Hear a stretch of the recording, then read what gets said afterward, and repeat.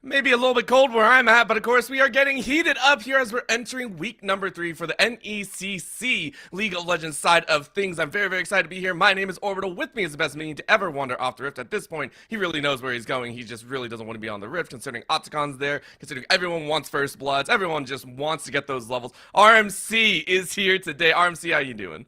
Well, Orbital, I'm actually happy to be on the Rift right now. You get feats for killing champions, for killing objectives, for killing turrets. You don't get feats for killing minions, so it's safer for me this meta than it ever has been before. But Orbital, I'm also hyped for NECC. It's week 3 here in Division 1 Group A, and we've got a clanger of a matchup. Grandview University up against Winthrop University. Two universities who are known in the CLOL scene, have been around for a long time, have established themselves. And Grandview, well, in the CLOLs 2024, they lost to Winthrop, but it's not the Winthrop main team we've got on broadcast tonight. It's Winthrop Academy, but they've still got big names, names that you'll recognize from the CLOL scene. Of course, and I mean we're taking a look at some of these players, and there's a little bit of a history and fun times behind these rosters specifically, which we'll dive into a little bit later. But for tonight, for Winthrop University Academy, we got Ivano, Rapid, Papa, Soldier, and Beep. These are names that we have seen before. But for Grandview Vikings, we got Ariana, Castle, Jinkle, Laleo, as well as Inflame. But there's a few members that we don't see here that you may see or may not see throughout the rest of the season. Yeah, and that's because both these teams, in their own ways, or both these universities programs, are running kind of 10-man rosters on both sides. Winthrop have their main team and their academy team. GVU, on the other hand, has opted for an actual 10-man roster, which they're rotating around. So names like ShamWow, like Nightstar, like Hate X Chronicle, like Proctor, like Pluto, those are players who you'll see on and off this season as well. And I spoke to Dreyer a little bit. I was asking him, like, hey, why 10 man instead of just 2 teams, like what Winthrop's doing? And he's like, well, we're playing 5-6 games or 5-6 times a week. We can afford to have 10 man and still have everybody rotating through the Rift, and it makes them a little bit more competitive for that starting position. So a bit of a clash of ideologies while both sides are trying to maintain sort of 10+ men rosters. And that leaves things like the situation that's going to occur tonight, which is Laleo's actually coming into this after 5 games total played for Grandview Vikings. They've only played 1 throughout the season so far, so still trying to find their own mesh, at least here in the NECC side of things, which will draw eyes. I think when we're moving into something like Fearless, we've quite literally only seen Laleo play 1 champion, so, you know, they haven't really been tested. And when we look at a roster that has the likes of Ariana, Castle, and Jinko, these names that have been around for, as you stated, so long in the collegiate scene, you get someone like Laleo coming up even outside of the maybe major North American unique circuit. Yeah, and actually, Laleo's an interesting situation as well. You said he's played 1 game here in NECC. It's not even on a meta AD carry. He played a Tristana game. If you look at his solo queue, he's playing things like Varus, Corki, Ezreal, Kalista, all the meta champions. And Tristana came out of nowhere. I've only seen Tristana, well, from his home nation of Brazil, to be fair, on one of their biggest AD carries, Chiton. But it's definitely not a very meta champion to come through. And his partner in lane, Inflame, coming through from Campbellsville as well, was actually one of the ECAC champions back when he was on Campbellsville. But coming into NECC, I do think this division, this league is a bit more competitive. So it's going to be interesting to see how those two mesh when, I mean, if you're rotating in and out, they might not have time to build up that synergy quite as much. But on the other side of the Rift Orbital, not the other team, but in the top side, Ariana, you mentioned that player. That's a sort of a newer name in the CLOL scene, a bit of an import from Poland. Has played a lot in sort of the Polish scene, in the Central European scene, but newer to the Americas. So I'm actually really curious how they performed. When I spoke to Dreyer a little bit, Coach Dreyer mentioned that, well, they're Swiss Army knife in draft, which is real useful for the coach when in drafting. But with the current meta as well, you know, with the carries that are dominating the top side, Ariana likes playing those carries. So I'm hoping that he gets to play more of those comfort champions. It's more fun to watch as well.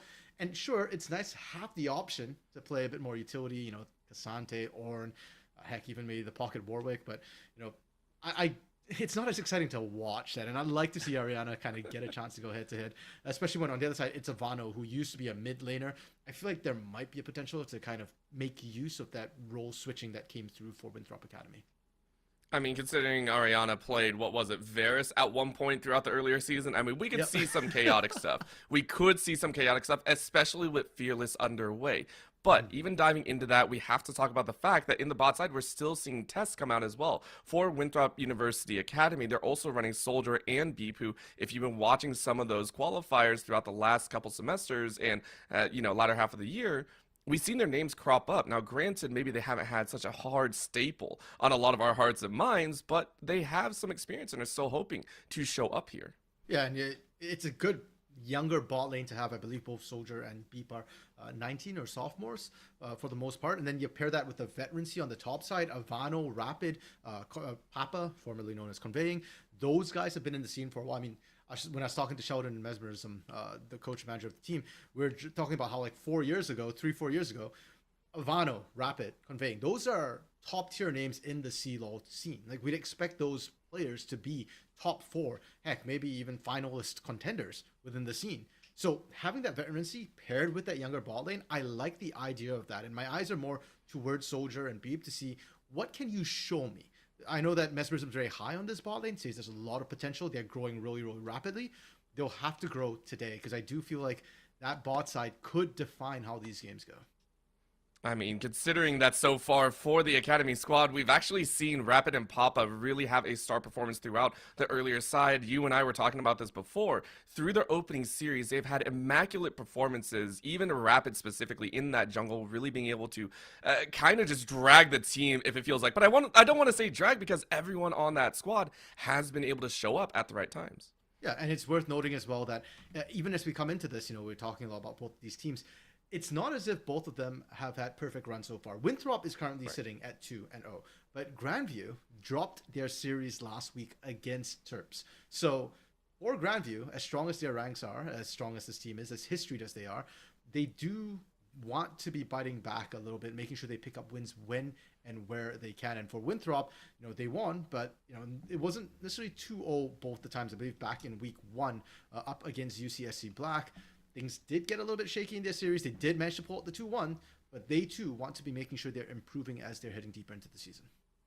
And for me, that does start with the fundamentals, really being able to solidify that team synergy. And to me, that's actually what we have to talk about, because you mentioned all the way at the beginning, I think we have to dive into this a bit more. Rotating a 10-man roster can bring a lot of value into the early stages. You're talking about early weeks 1, 2, maybe 3, and we have seen teams try and field a much larger talented, which is basically run all the way up to playoffs, still run that 10-man roster and use it as a strategic value.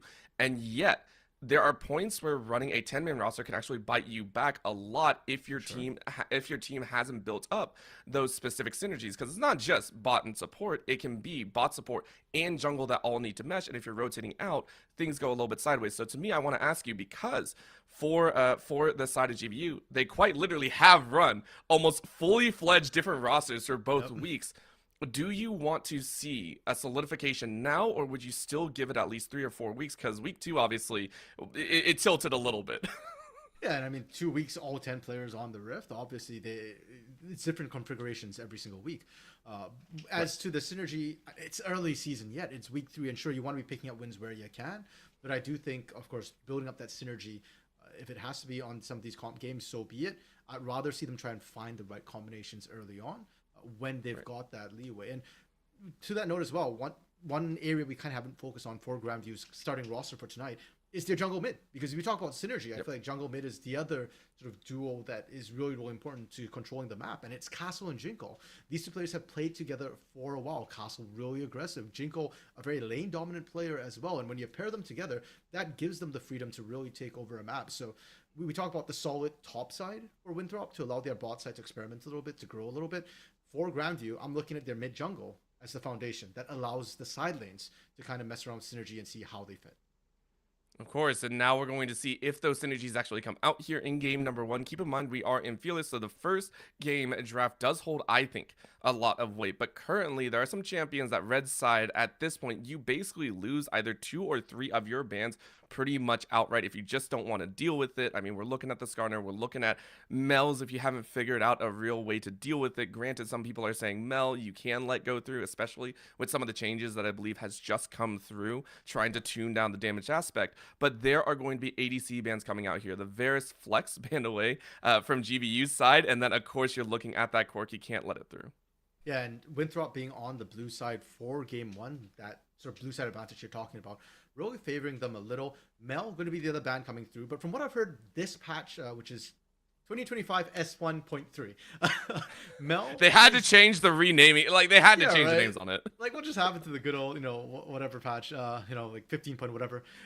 Yeah, Mel is handleable. Skarner is handleable. Mel's scaling isn't amazing, so it's mostly been a lot of AD carry focus. Now I'm curious if we see Kalista being banned because I feel like in competitive play right now, Kalista is still very high up there in terms of priority. And Leleo likes his lane dominant champions. He likes to take over right from the get go. Oh, well, it looks like they're actually opting to leave that open right now in favor of the Cassante, which still leaves a lot of power picks right now. This is, I think, one of the largest top meta pick pools that will come out for both Winthrop, because look at that triple ADC ban, meaning jungle is almost completely open. Granted, outside of that Zyra, we'll get to that later, but this is like the Skarner. Literally anything you can pick up or you can think of, it's still available here.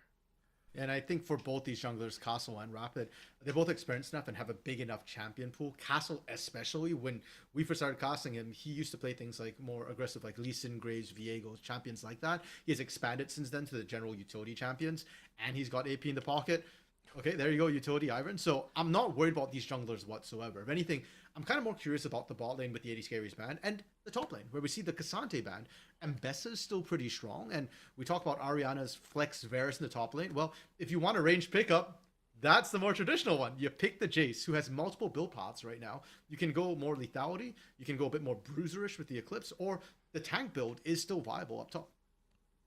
And it's going to be very, very nice to be able to synergize up, try and shut down maybe Ivano in that top side as well. But there is going to be that Kalista we mentioned before, the ADC pool getting pinched a little bit. And this almost draws me into you want to match this with a very strong support pretty much off the bat. Because I can only identify that with 3 ADCs banned, 1 taken away, or not, you go towards that mid lane. So I am foreseeing a potential support pinch here at the base, but Syndra coming out with another nice CC, trying to give more safety over to Soldier.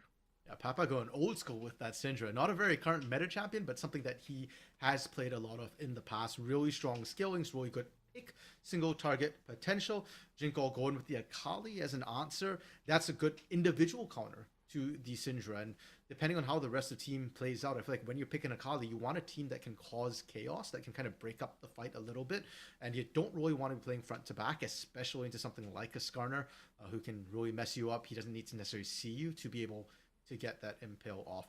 Into the second ban phase we go, with supports for both teams still needing to be picked up, and AD carry for GVU as well, whereas Winthrop most likely looking to pick up a top laner to round out their draft. And we're seeing here both using denial tools to be banned away here. GVU saying we really don't want to deal with that Renata Glass, which has been seen paired with the Kalista multiple times, but also considering how many ins you have, you can't let that one through. Same with the Rel, great crash down ability to solo out and really negate any follow through. But the Poppy, denial, plus the Leona, and now another follow-up engage, so 4 supports immediately gone. Okay, and the Poppy makes a lot of sense when you want to be engaging on the enemy team. Poppy can really mess that up. In terms of GVU banning supports, though, there's just so many that can pair with Kalista. Any engage heavy champion is going to work. Alistar's still on the table, and Nautilus is still on the table. If you want something, a bit more Enchanterish or squishier Bard, I've seen paired with Kalista before. GVU, on the other hand, they're saving support as a counter pick. They go with the Ezreal, which is nice and safe and can get away from pretty much, the Kalista, the Skarner, all these short-range threats. I would almost, I would throw out there, if this was solo queue, go for the Morgana, just have a little bit of fun, but we've seen the Thresh come through here, and this is the best all around.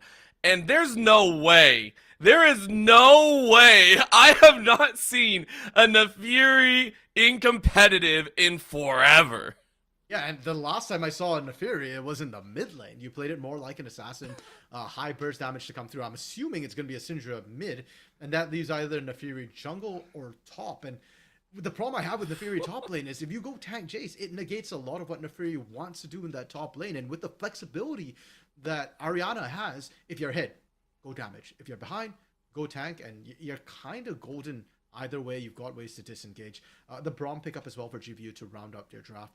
Really liking that one. There's a lot of engage on Winthrop. They are fairly short range. The only decent range they have is Syndra on that stun, on that engage.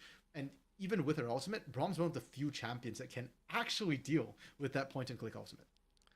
Here's the deal, though. All my eyes, I know we're talking about the Syndra, the Callista, the Thresh, and everything in the bot side, but that Nefiri, we have to draw back to it because this now puts eyes from the jungle side as well towards that top lane. I mean, if I'm looking at Ivano, I'm sitting there going, I want to win. If I pick anything like this sort of damage scaling, you know it's going to be bloody in the top side. So are we going to see Castle and Rapid basically be forced to go to that top side, or do you just leave it and say, hey, we'll see you in 20 minutes and, you know, pray one of you hasn't died 7 times? I'm gonna be honest, I actually don't know how the matchup goes. What's I mean, we don't see enough from Nefiri normally. Like, Nefiri was originally designed as an assassin-style champion in the mid lane, right? Yep. Like, high burst, and if I recall correctly, she has decent skillings, and she benefits from isolated matchups. So on paper, that works. And Jace used to be a bit of a squishier champion, so Nefiri would be a good answer. But again, in the top lane, Jace can just build tank, right? And that is considered fairly meta. And because of that, I'm really not quite sure how this matchup goes. I will say, though, I would like to see the junglers get involved for both sides in this top lane, because we know what Jace can take over a game, and Nefiri is somebody you want to accelerate. So if, like, for Rapid, you've got a lot of different options of where you want to go, and you're the one who I'm looking to see get more involved, whereas Castle on the Ivern, you've got the skilling of an Akali, you've got the skilling of an Ezreal, a lot of safety there. And Ivern isn't the best ganker, so as long as you counter gank efficiently, I think Castle is going to be just fine. All right, well, there you go. Some thoughts moving in. And, of course, we will be looking at just about every lane, even though I'm watching the dog run up to the top side and going, sure, B5, go for it. But still, we talk about Callistas, this high-priority pick currently in the meta of ADCs, especially when you drop 3 in the ban phase. You want to get a really good start here for Soldier in that bottom side, as well as a Thresh, which, again, feels like you dropped down the layers of engaged supports there, but it's great all around. It is the pinnacle, I feel, of all around kits. You got the safety, you have the hook, you have the choice to go in or not. I mean, there's so much here that Beep can basically make them look like a god here if they wish. Yeah. Okay. So a couple of things. The Korean name on the side of Winthrop, that is Soldier, is the AD carry, and Jinko is running the name MU. That Akali is Jinko, and he gets hooked. Yeah, having to burn that flash early, it feels bad. It feels bad, but granted, I mean, you're in a short range opposition anyway. I don't expect you to be pushing up into a Syndra until level 2 or 3. No, and I kind of don't expect you to be looking to trade really into the Syndra either. She outranges you. She's range and gets free autos on you. Falling behind this early, or having to go back this early, you kind of lose priority on that wave on a lane that's already going to be a little bit tougher. So Jinko going to be on the back, but we already said Castle as the Ivern. Not the best ganker necessarily, especially if your lanes aren't strong enough. He's great at assisting ganks, but I don't know how much of an impact he can really have for MU or for Jinko in terms of trying to help him a little bit in that lane if he does end up falling too far behind. We can already see the likes of Rapid also trying to beef up their jungle routing, going ahead, going for those Raptors into the Krugs, which is fairly standard at this point. You go ahead, get your buffs a little bit later and be able to carry those into what would be maybe a scuttle fight or anything of the sort. So, you know, nice little start there. Castle, of course, doing Ivern things, looking like they are only about 25, but anyone that knows an Ivern knows that's tricky. Yeah, once you set up those camps, yeah, pick them up a lot faster. Top side for now, it looks like Ariana is in control of that lane. Jinko doing a decent job in the mid lane so far. Again, you're just trying to power farm to 6 before the Akali comes online. I'd love to see what's happening in the bot lane, though, because that's where my attention was drawn when I was looking at these rosters. Soldier and Beep, a lot of potential. And with the bot lane, they drew as well. Thresh, like I mentioned, jack of all trades, but can really take over a lane. And when you pair it with something like a Callista as well, Ezreal can't really back up a Braum too well, and Braum often does get exposed a little bit when he has to jump out in that. Wow, an early level 3 gank here as Ariana, I'm pretty sure, has no way out. Flashing, though, into the hammer form, but that's going to be the chase in, pinned against the wall, and it was just that simple. We mentioned Rapid, making sure to have eyes there, and he's able to get first one. Actually, big props to Ivano and Rapid. They make it look that easy. Castle, yeah, like, he's not going to lose this. I just don't know if he's going to kill for it. I don't think so either at this point. I think it's just making sure Rapid doesn't get a free run back into their own side jungle, because you identified, hey, Rapid hasn't actually done the blue. You can go ahead and take March in there, steal a buff away, and at least gain something from that top side game. You have to be a little bit careful, though. That wave is still pushed up. Ariana used TP to get back in. Ivano still has his to rejoin the fight. So, and with the way Ivern clears camps as well, if you can smite steal it away, great. But if you're kind of, yeah, there you go. You smite steal it. If you have to wait for the full thing normally, then it gets a little bit dicey. Oh, he did take the blue. It's still up. No, he's trying to chase out Rapid, which I actually can kind of agree with. Rapid never recalled, meaning you have now forced Rapid out of this lane matchup, and you're going to force a Chone down. Now, keep in mind, Ivana was able to buy up, has a couple buffs, or a couple longswords in there, so Castle might actually be running out of town, flashes over the wall. Ivana doesn't have flash themselves, so, you know, you lost a little bit of time, but honestly, Castle lost out there, didn't pick up the blue buff, only got the Gromp. Massively, in terms of what he could potentially have had. It's really unfortunate for Castle as well. He got caught in between the wall, so he had to burn the flash. He couldn't even walk that off, but that was my concern. When I saw Castle in there, now Ariana getting reganked, no flash, no TP. Oh, and unfortunately the slows are just a little bit too good. Remember, all you bought was pretty much A tier, and you tried to go ahead and get the form swap, but it's not going to work. Ivano grabbing a kill for themselves, 2 total to the Academy spot. Huge respect. The minions blocking that one made it a lot nicer. Leleo and Inflame just pressing up right now because Soldier took a little bit too much damage in that trade. But Orbital, Winthrop Academy, like we were talking about, just because they're an Academy, you can't underrate them. I would argue that this roster is still potentially a top 16 roster in all of Collegiate right now, and they're showing their experience winning on the top side. Bot side's doing perfectly fine. Papa getting pressure in the mid lane as well. They're in a comfortable position, and when they start moving for objectives, that's when I need to see if GPU can quite stack up in this early game.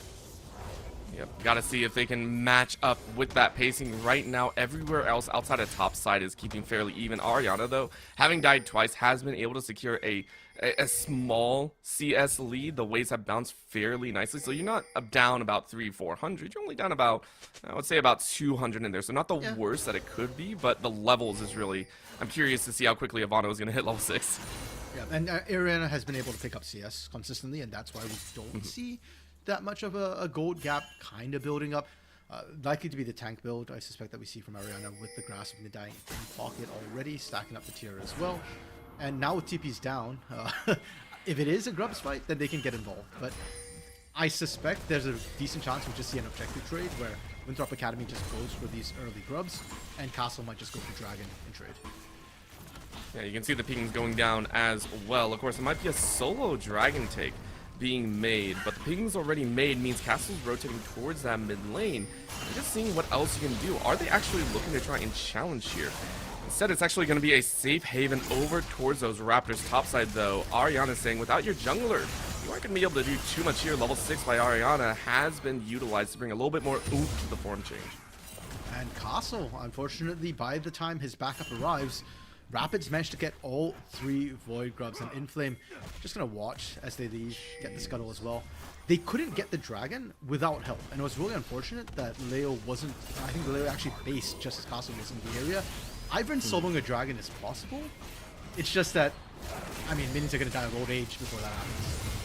Yeah. Oh, Ivano now getting chunked out very heavily now, and this is actually a surprise. Remember how much pressure Winthrop Academy put into this top side, and the fact that Ariana is now winning out fairly decently in the CS number, in the XP exchange, makes everything I said earlier just kind of moot. Very nicely done to cover, and now we're seeing that rotation down to the bot side as Jinkal and Papa are trying to get information and wards down. Beep now returning towards this bot lane.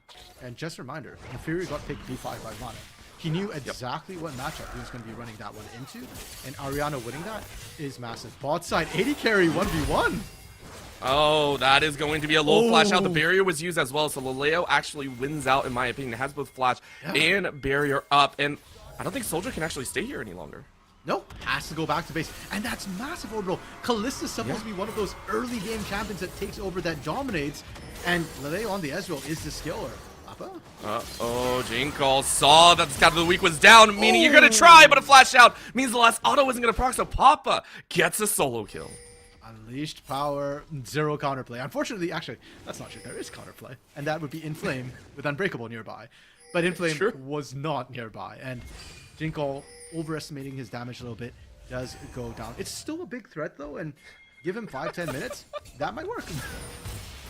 A ward for your grave is all I saw right there. That was just like, I don't know if that was on purpose or not, but that was pretty funny. Ivano going ahead, popping dogs out, and Ariana hoping to get this win, and it is a free win even though the 3 kills has already gone over to Winthrop. I mean, GVU are starting to exert their pressure of this chase, of this kind of strength in there.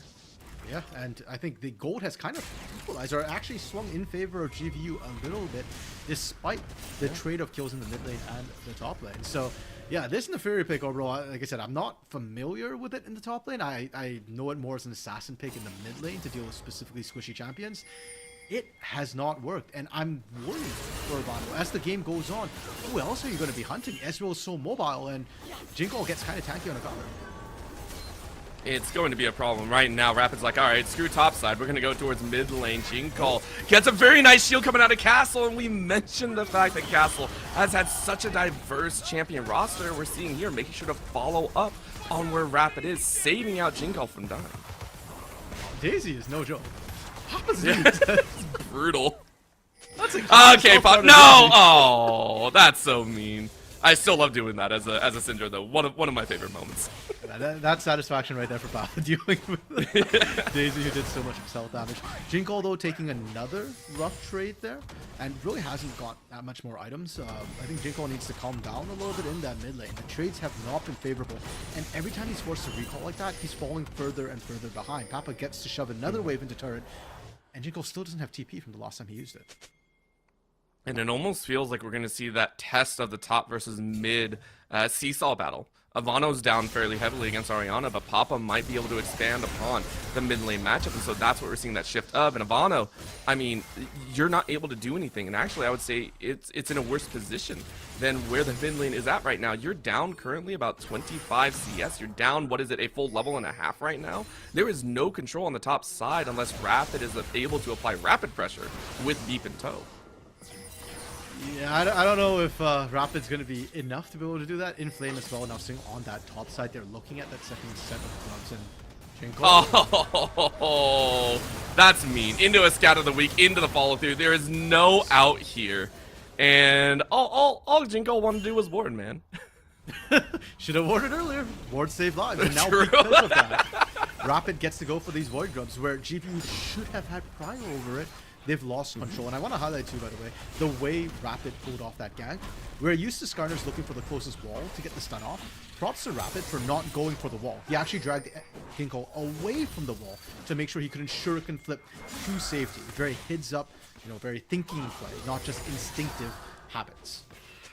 And not just that, you have a pseudo wall in there as well. If Papa is able to land the scout of the week, you get a stun nonetheless. So, Sure. you have that freedom in there to mix up. So I love the fact that you pointed it out. Maybe we get to see more of that, the understanding of how this plays out. But finally, we are seeing a global objective be taken by the side of GVU. We saw double grubs go over, full grubs actually go over to Rapid side. And we're just now seeing this first dragon taken, which we thought was going to be taken earlier on, closer to about 6 to 7 minutes. Yeah, and I think GVO was going to focus on the top side. We've seen in the current meta a lot of times dragons fall by the wayside. They're not the primary objective. The grubs just grant you so much early strength. So it's early focus on grubs, and then if you get the second set of grubs, often we see the winning team also rotate to dragon at that point. But GVU, because they lost Jingle so early, they were able to make the call.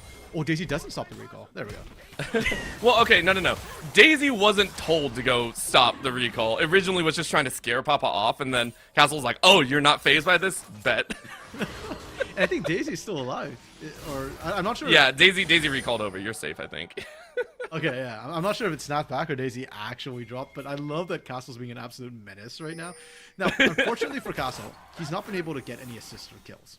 But he has been able to kind of protect his lanes a little bit, and for all the early pressure Rapid has put down, let's not forget, scaling for GVU is really, really strong. If GVU can just counter and stop these kills from going over, they are fine with that. They're just waiting for Jingle, for Leo to start fully coming online. I mean, for time right now, though, we're seeing this top side really go a different way. Ooh, Ginkgo looking for a chance to get some extra damage down on Papa, but very nice speed out is going to keep him safe. And actually, that might be dangerous, as that's the unleashed power. You clipped him with the last Q, and it's just hashtag skilled. Yeah, press R. Lots of skill there. Ivano? No, Ivano might be gone. Good flash, though, and a nice save by Beep, and now it's going to be a chance. Not But enough, no, Daisy! Daisy with the pal driver sends Ivano down. Castle might die here, though, as the Ignite is on, and Papa is here to bring the pain. They are going to gracefully hand it over to the queen of the mid lane, as this is Castle just dipping and dodging. But Ariana is safe, and it is going to be a 1-4-2 in the top side. Man, it's so unfortunate. Castle wastes so much time, and it kind of doesn't matter because there's no objectives to take right now. So when all is said and done, yeah, Castle danced around, did well, but Winthrop are going to secure the kill and push in on this turret. Ariana actually using the TP because Inflame's in the area as well, but there might be a bit of a desync. We'll see how it works. For now, though, a bit of a pause. Yeah, listen, they were saying, hey, listen, Castle too tanky in there. Listen, we gotta go get that checked out. For those that actually know that meme, I am so sorry your age is showing. We are taking a look right now as we are seeing a hefty swing back in. We've seen this kind of seesaw back and forth. Kills have gone directly over to Winthrop Academy, but it feels like some of the macro has landed GVU into a more comfortable position. But now that is even swinging further as, once again, we are seeing the likes of the Jace have struggles now as their tower is being pressed in as well.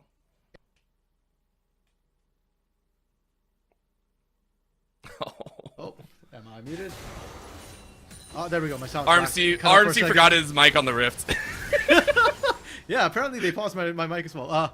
So I was saying that I'm actually been quite impressed by GVU's individual play so far. Like, Laleo has been winning out this 1v1. Ariana won the 1v1. And ironically, it's Jinko, who's one of the more veteran players on this roster, who's been struggling in his 1v1. But Winthrop's macro has impressed me a lot more. I'm liking a lot of what I'm seeing from Rapid in terms of being able to move around and making the action happen.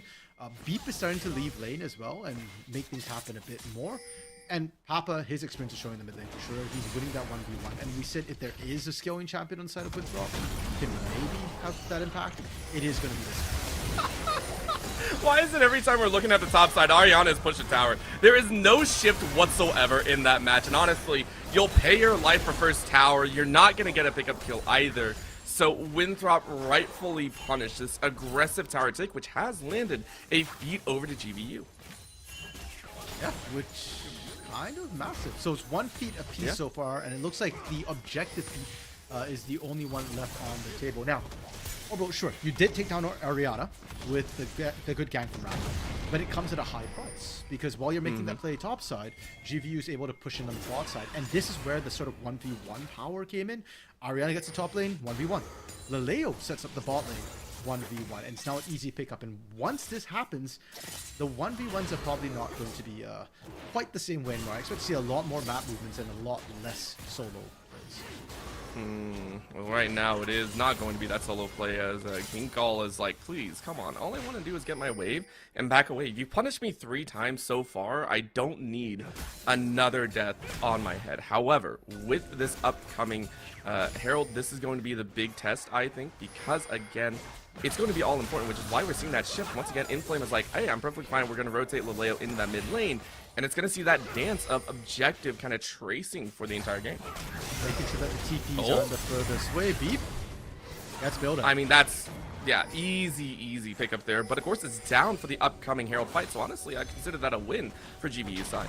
And those are the big engage tools that are down because Rapid's Impale is also currently not available. So they've got to be a little bit careful how they want to approach it. GVU, though, looks like they're fine, just not going for it. They want to just poke you down and wait for you to actually set it up and take the extra damage. And I want to point out as well, Laleo has done very well on this Ezreal to go ahead and apply. We mentioned the earlier trades almost taking Soldier out. You're still actually very strong. You're up about 20 CS or so.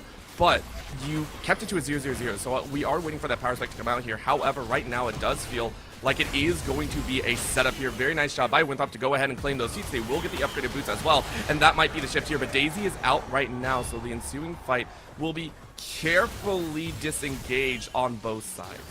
It feels like GVU weren't all fully willing to commit to that play from Inflame, and justifiably so. I mean, we didn't have the Glacial Fissure available from Inflame. We kind of just traded out, or managed to bait out the ultimate from Beep a little bit, so I think GVU are okay with that. This to me makes a lot more sense. They've just pushed you off and gone for the Dragon instead. Now, I do believe that does mean, though, that the tier 3 boot upgrade does go the way of Winthrop with that Herald Spear. Yes, they have gone ahead and do it. You can go ahead and see both Soldier and Beep have already applied theirs. Same with Papa. Actually choosing, I believe, not to fully upgrade just yet, but it's still very powerful in there. And I also want to take a look at Papa's side. You're going for a much more ability haste build, which I understand is the norm. But I do miss seeing the raw second item AP burst to come out, but Papa has identified that, hey, I need to have that Scout of the Week up a little bit more. I need to have that CC ability ready for the rest of the team. Yeah, I think you have enough damage with the Kalista and the Fury already, even though Ivano has shown the 1v1. We've seen that Ivano can put the damage down when he's not losing out the trade to a more bruisier build. I mean, look at Ariana, the Spear of Shojin completed so much earlier. That was what was winning him a lot of trades. Now with Miramana in pocket as well, Ariana is looking to just be a side lane split push menace. And I'm actually not sure that Papa can handle the 1v1. We know Ivano sure can't. I mean, Ivano can do something is all I'm really going to say there. We are waiting to see as we get another real quick pause there, making sure that everything is connected properly, and hopefully we get into the mix. Also on the bot side, I want to point out, Ginkle is currently behind enemy lines. I don't know if they were spotted, but it looks like Ivano is just kind of pushing to get that bottom side tower, but yeah, it's going to be okay. Yeah, and that to me is the big test. If Ginkle can't handle Ivano in the side lane, there is no safe place for Ginkle at that point. Like, he's just picking up scraps from everybody else. He's just there. He's there. He's there for the sightseeing, really. They didn't fight. They just ran around each other.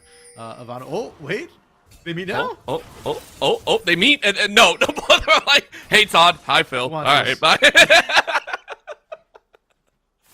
They don't want to do anything. They know where they are. Come on, there we go. Oh well, yes they do, but they don't want to fight. I mean, they're melee. How far away can they go? Oh, wait, no, they're going in. Ginkle is saying, I want to fight this one. Execution is up. Second charge, but not going to land, and that means it's a chance back in. And remember, Nefiri has a lot of extra damage with the wolves out. And it looks like it's going to be chased out. Both looking for that finish, but neither is able to really commit because they're both fairly weaker than their team counterparts. Meanwhile, on the top side, we're getting a shift to the battle. That's going to be the Unleashed Power taking out Ariana, and in comes Leo trying to say, I had the damage. It is going to be the bot side win for Ginkle. Not sure how, but in comes Soldier. Soldier saying they're here, and they're going to do a flank as an ADC. Go ahead and pin them down. Winthrop Academy take two, and a very well-deserved fight in their favor. They never expect the marksman flank. 20 minutes on the dot. Atakan spawning, but they can't stop this. And Papa has to be careful. Doesn't actually have the ultimate there. Inflame is just slowing down bases as much as possible. Out of nowhere, Orbital.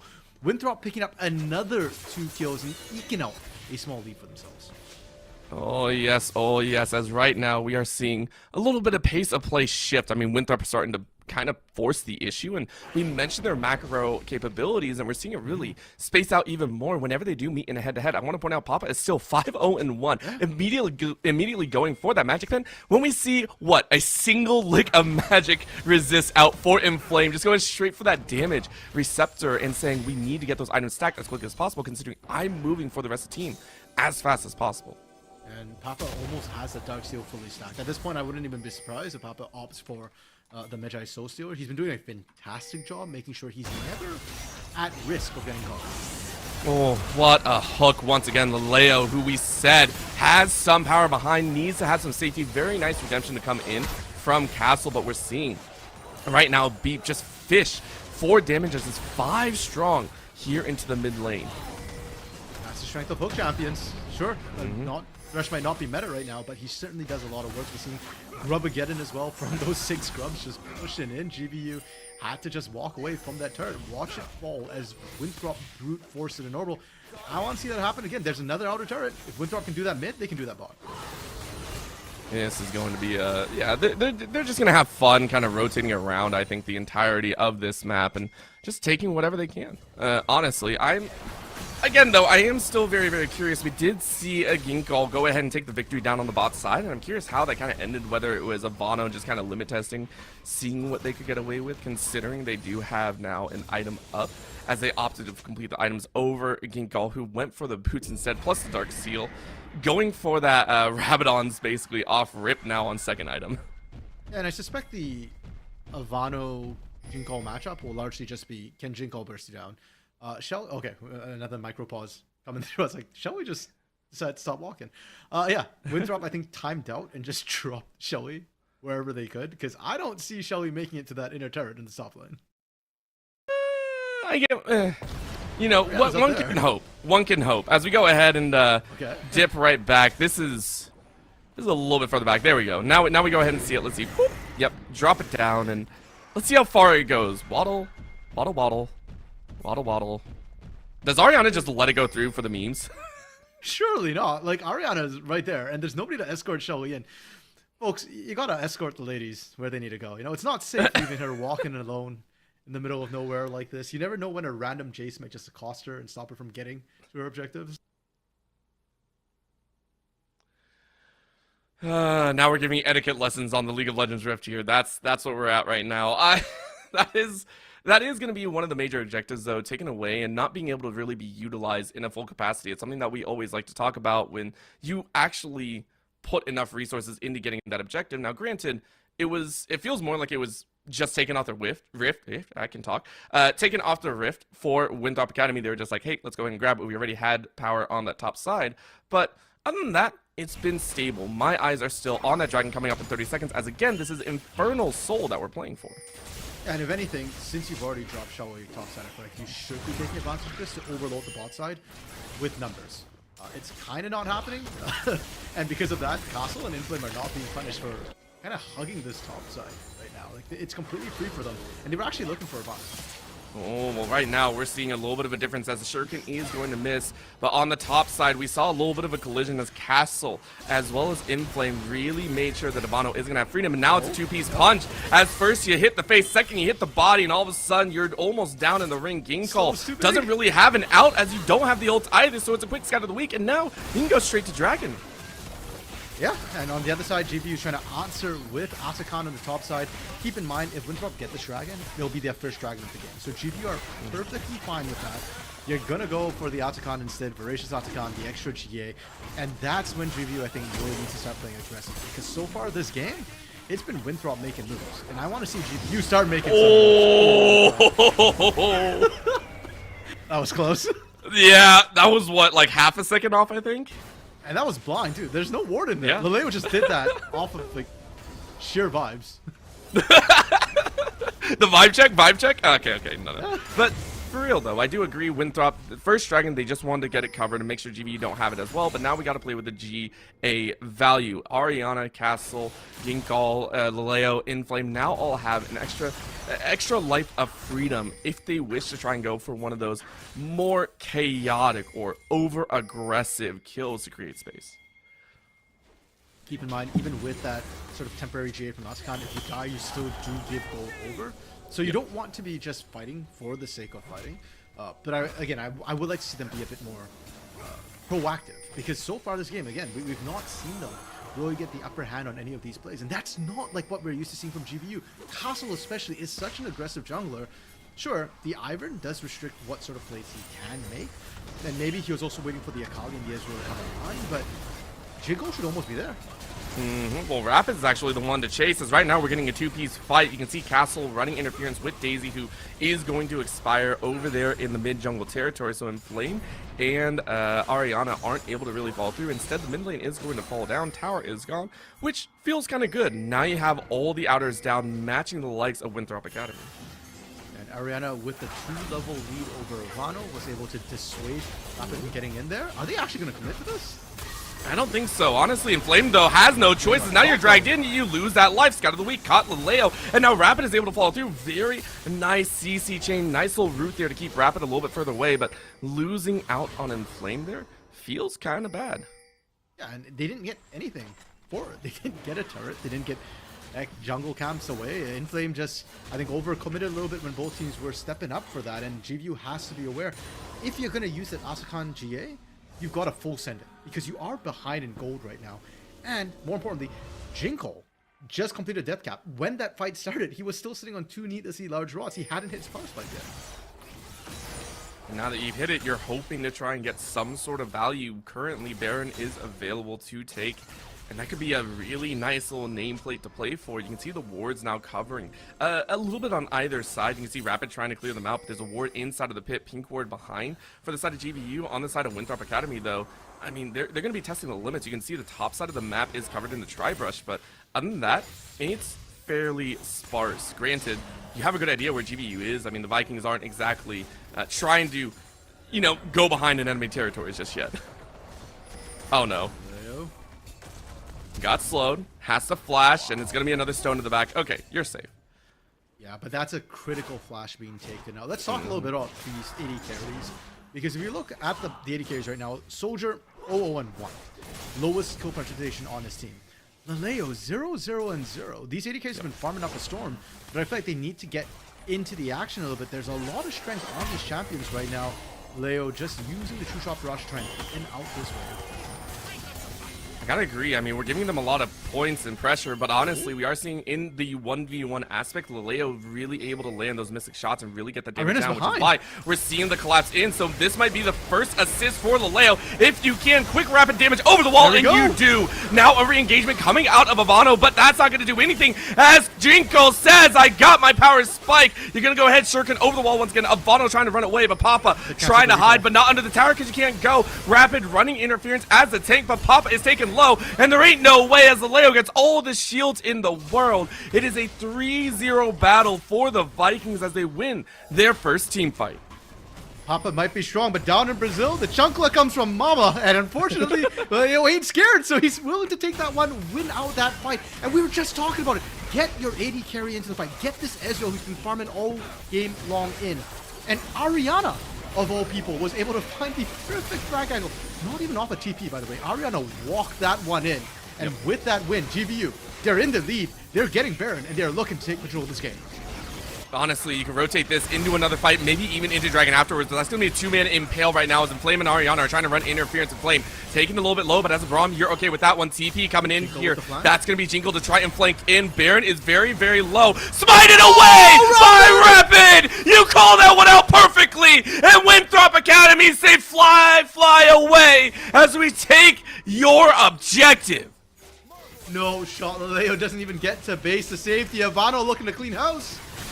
And it was the split decision making by GVU that is leading to even more. Ivano sets up the tower dive, but it is Soldier to finish it off. In goes Jinko, but how much can you get? You get one, maybe some more as both Beef and Soldier are trying to run, but a shuriken lands into a hook, so Jinko goes down. We wanted Soldier to get in. 2 shutdowns makes it an ace.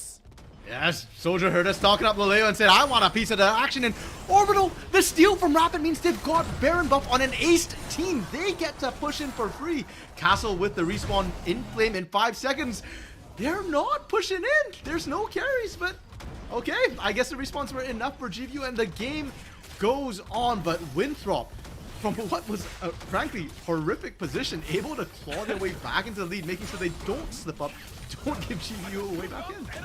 And I think it really goes back to the fact that you mentioned Castle on your screen playing a little bit more utility. And I don't want to say that in a bad way, but you tried to split focus. You had, I believe, Ariana and Inflame both trying to work on backing Rapid off, keep them away. But the damage output coming on a Baron of 3, it was, I don't think Jinko was there. So it was just Leo and Castle beating away on it. It doesn't work. And so that's why it gave Rapid enough time.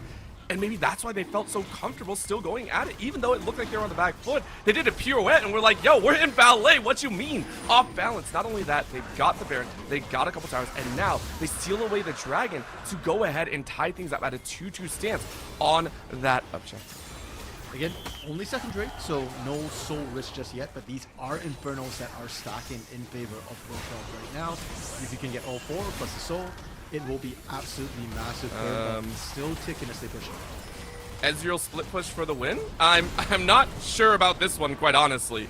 As you're gonna try and push, but trying to out push in a 4 Baron shove is, I wonder how much you're gonna get. 1 tower so far for Winthrop, and there's no signs of recalling. Finally, we get to see Jinko coming back here, but they're not going to be able to hold out. That is just a hard brute force. We're just now seeing the recall come in from Leo, but the bot side is completely smashed. Not only that, Ivano has been pushing up this mid lane, meaning it is going to be 3 towers total in a single Baron push. What could be 2 inhibitors as well. Disastrous for GVU Vikings as now they look for a bit of retribution. Is it going to come through? I don't think so. Actually, they do die. That's going to be the Zanya's impale grabbing 1, and GVU going for their throats, but the throats are well covered by the tanks as Papa and Soldier on. Scatter the weak on 2. The Winthrop Academy squad saying we deserve to be here. We are the B team, not the Academy. We rise up here just as well. And Castle will get dove on as well. Ain't no way the tree survives as this is going to be game one. Winthrop University Academy. It looked silly, it looked interesting, but honestly, it worked out in the end. GG to game one. And it's the experience, Orbital. It's the synergy. Winthrop Academy come together, and the shot calling was what won them that. The fact that Rapid knew that, hey, I'm Skarner, I'm tanky enough, I can just walk into this Baron pit, and you don't have enough CC to stop me. That last call at the end as well, no one went to push when Leo went to the bot side. Look, if they only got the inhibitor off that push, I can kind of see why you sent Leo on that side. I don't think Leo would have made that big a difference on that bot side push. But the presence of mind for Winthrop to know that, okay, we'll let the first push go by with the Baron. We'll go back to base. We'll reset. We'll go for the bot, and then we'll rotate to mid. We'll punish you every which way for that Ezreal taking his own seat time to the top side. Yeah, that is huge for Winthrop Academy. And for GVU now, they've got to sit back and think about that game because it was little things that cost them the game. Very, very winnable, but they do need to fix that going into game two. And here in NECC, Div 1, it's fearless. So those champions they played game one are not available for game two. And I mean, that means that we might even get a more exciting bot lane. We mentioned the fact that both Soldier as well as Alea, we were waiting for them to really come online. And for 20 minutes, it felt like they were just relegated to split push duty, which maybe fits into why Lalea was on the top side pushing out. I mean, it's like, that's what you've been doing all game.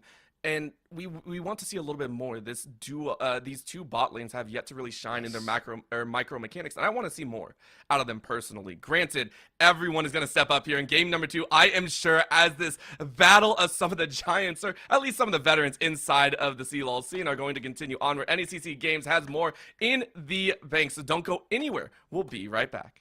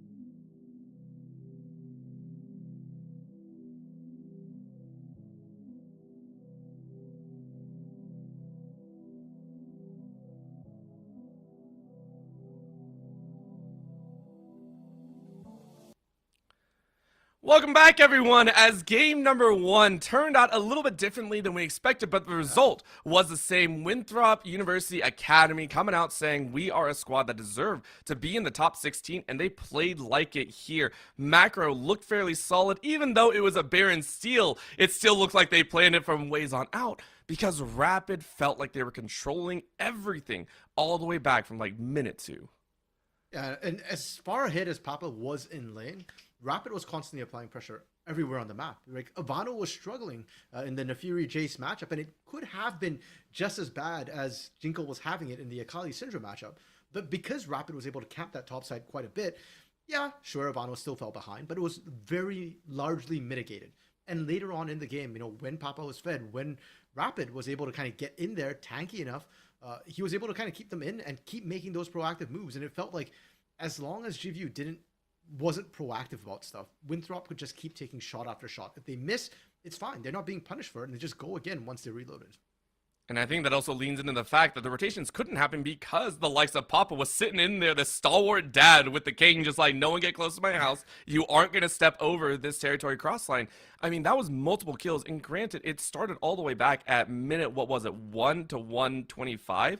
When we saw that flash get burned, and on an Akali, you don't have any safety. It kind of even plays in the mental factor as well.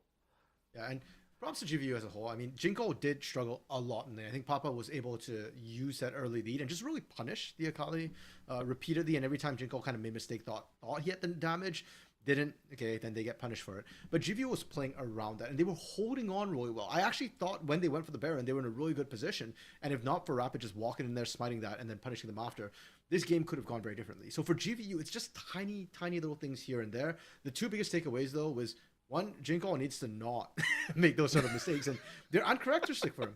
Jinko is actually a really good laner normally. We're used to seeing him kind of dominate lane. I remember back when I was casting him in the MEC, he was one of the best laning players, not just in the mid lane, but in any position. And also, I need to see a bit more proactivity. And maybe it's the Iron pick for Castle. He couldn't quite get in there, but I wanted to see more active play from them. And these are small tweaks, overall. You can easily change them between game 1 and game 2. Yeah, of course. I mean, we talk about the days that we saw Castle playing all the way back on BlackRock Esports. I mean, you and I, quite literally, I feel like, watched this kid go from superstar to mega superstar in that extent. I think that's where it was. It was a crazy time, and honestly, I do love City, Mad City. I don't know, all over the place. But to me, it was also the fact that everything was congregated on the top side. Everything that occurred felt like it happened on the top side of the map, which is why we mentioned that we saw Soldier and the Leo have, I don't want to say little impact, but they were not able to really find any touches inside of there. They were sitting at 001, 000, even though they had quite a bit of power in them.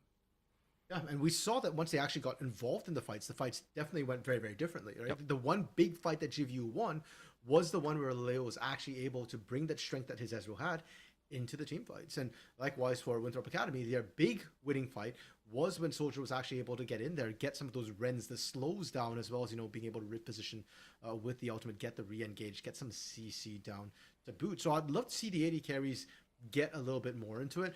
For Leo specifically, considering how well he played the laning phase with the Ezreal and was winning the 1v1 against a Kalista of all things, I'd love to see him something a little bit more aggressive that can kind of make more kill plays compared to the Ezreal that's a very safe backwards style AD carry. Give him something like a Kaisa, heck, maybe even a Caitlyn to just be able to take charge right from the get-go. Yep, and I mean, watching, maybe get Castle in there, get a little bit of that Mad City action in there, which I misspoke about earlier, but get a little bit of craziness, get a little bit more excitement moving throughout the rest of the map, and that way you diversify your portfolio in there. We have gotten word that it is going to be a side swap this time around. It is going to be the likes of GVU on that blue side, which now opens up territory and will now force, quite possibly, the likes of Winthrop to go ahead and take that red side and have to deal with the fact that you may or may not choose to ban out some of these more meta bans, maybe the Mel, but obviously you don't have to deal with the Skarner. You took that game 1. Yeah, and with the chase off the table as well, I think Mbessa might be a champion that goes up quite a lot in priority. I'm curious to see if we still see the likes of the Corki, the Ashe, if that gets banned on the red side by this time Winthrop Academy. Like, what kind of makes it through the cracks? Because again, a lot of AD carries were banned in game 1. Do we continue seeing that priority if GVU gets respect?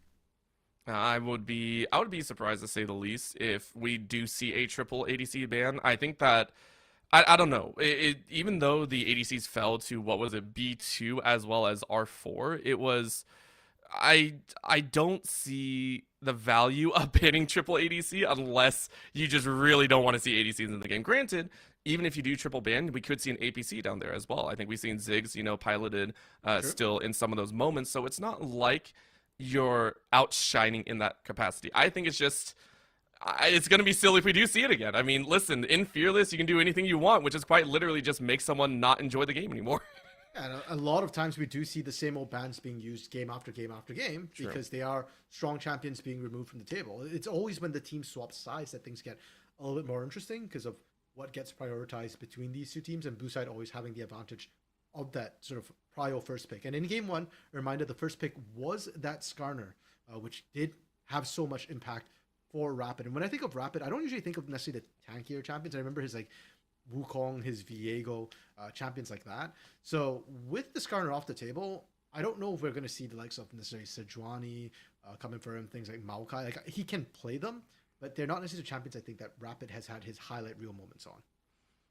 I mean, and that might even be in conjunction with the fact that Papa will not be on that Syndra. We mentioned the fact that the Syndra is not exactly a high priority, but there's so many other champions to pick from as well in that mid lane, which actually I want to point out, I don't think we saw a single mid lane target. It was quite literally an open field to play for. We've seen the Azirs come up. We've seen the likes of just kind of chaos unfold. I mean, granted, some of the leagues I cast for, they're a little bit different, but I've even seen Xerath come back a little bit. Some people have been trying to test out some of this long range poke, get that utility of rotating without rotating from that mid lane. Do we see a hard shift of where both Papa as well as Jingle decide to go, or do we still see that range versus melee matchup to come out once more? And with Papa as well, I do feel like he himself has some melee champions that he plays very well. I remember his Silas back in the day was really, really good. I think Yone more recently we've seen him on as well. So maybe he opts for the melee side of the matchup there. So yeah, their mid lane I feel like is probably the least punished lane. Even the Mel ban that came through probably could somewhat be construed as a mid lane target ban, but we've seen it in the bot lane come through as well. Yeah. I've seen it in the top side actually a couple of times, and I think Ariana actually plays it. No, so maybe that's why they banned that one. No, I don't want to talk about top side Mel. I don't want to talk about triple flex champions anymore. That hurts my soul, man. That hurts my soul. We are headed into the draft though, so we will not have to ponder anymore. We are going to see the likes of GVU on that blue side, and of course Winthrop Academy on the red. Winthrop Academy, of course, up one game, hoping to close it out nicely as well, almost as nicely as their game one. Get a 2-0 series victory under their belt. Once again, though, GVU have to respect that Zyra that Winthrop did pilot to very high efficiency. And the bans for GVU in game one on red side were Corki, Zyra, Ashe. So the Zyra is a repeat of that one. Winthrop Academy on the blue side opted for the Varus, Mel, and Cassante bans. Varus again being taken off the board I think makes a lot of sense. Like I said, I wouldn't be surprised if we do see a very heavy AD carry focus, and the Varus is a flex for Ariana as well as Laleo. I expect to see a Corki ban actually come up from the side of Winthrop Academy this time. Okay, trade out once or twice, and as you said, we are matching pace right there. The plants and the ice are both tossed away for the current moment. Is it going to continue, though? RMC, you may be a prophet sometimes. Well, let's see if you read it right. No, it is that Mbessa that you were talking about before, saying, hey, it might rise in priority. Well, that priority hit an all-time high in the ban list.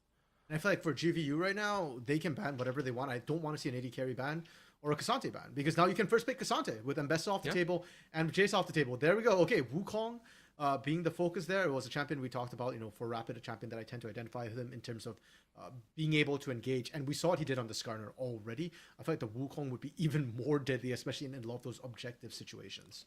Oh, wow. More focus in the top side, which is surprising. A lot of respect handed up there saying, hey, Ivano did not have a good time. We need to give Ivano a little bit more help in that top lane. But again, this drags out the fact that we might see that Corki. You go ahead and pick it up. It was banned away in game number 1.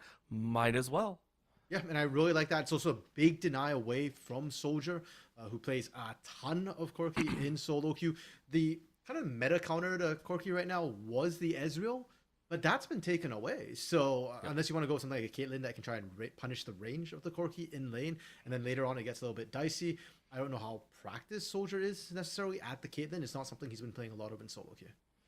Yeah, well, right now they're saying, listen, if you're going to Valkyrie our way, we're going to send a Valkyrie of our own right alongside of it. It is going to be the Vi plus the Misfortune. This is going to lead to a very rapid, pun intended, style of gameplay here for Winthrop Academy, as they're locking in a devastating damage output, and it's being matched by GVU. There is no CC right now outside of the Vi. Well, right now, again, RMC dropped his mic because he decided he didn't really want to talk here. Yeah, my mic's been cutting in and out a little bit, unfortunately, so apologies for that. But the Rumble, the thing is, you don't even need the CC to set you up as the Rumble. True. Misfortune brings CC on herself when she uses the full time. She's rooted down. You just drop the equalizer across. She sits on the red carpet. She might not make it to the end of that. So I like that pick. They've paired it with the Rel as well. Not only is it a great setup for the equalizer, but it's really good peel for the Corki. So I think GVU is pretty happy with what they have so far. And Winthrop, I need to see a bit more answers right now, because I feel like that Misfortune by itself isn't enough. The Alistair setup isn't necessarily the cleanest, and I'd love to see something actually follow through with that Vi. By herself, I'm not confident that she's going to be able to end the fight. You know, if you take out the Corki, depending on what's mid, if there's no sustained damage in the mid lane, then the Vi has only done so much.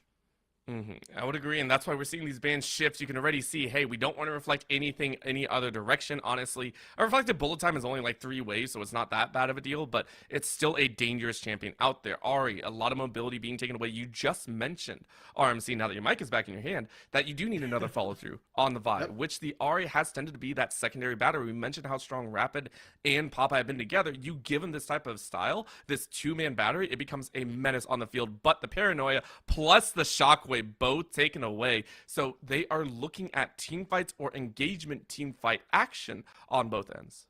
And for Winthrop Academy, there's still things like Yone that they can pull through if they want. I think that's a really good pick to set them up. The Galio works really well, not only as a follow-up to Vi, which we called for, but also the massive CC taunt in the middle of the enemy team to set up that bullet time could potentially be huge. I like that, but I do feel like Winthrop, or their top laner, will want something with a little bit more damage. Misfortune by herself, if untouched, can pump out damage, but she's going to be running a lot of these fights.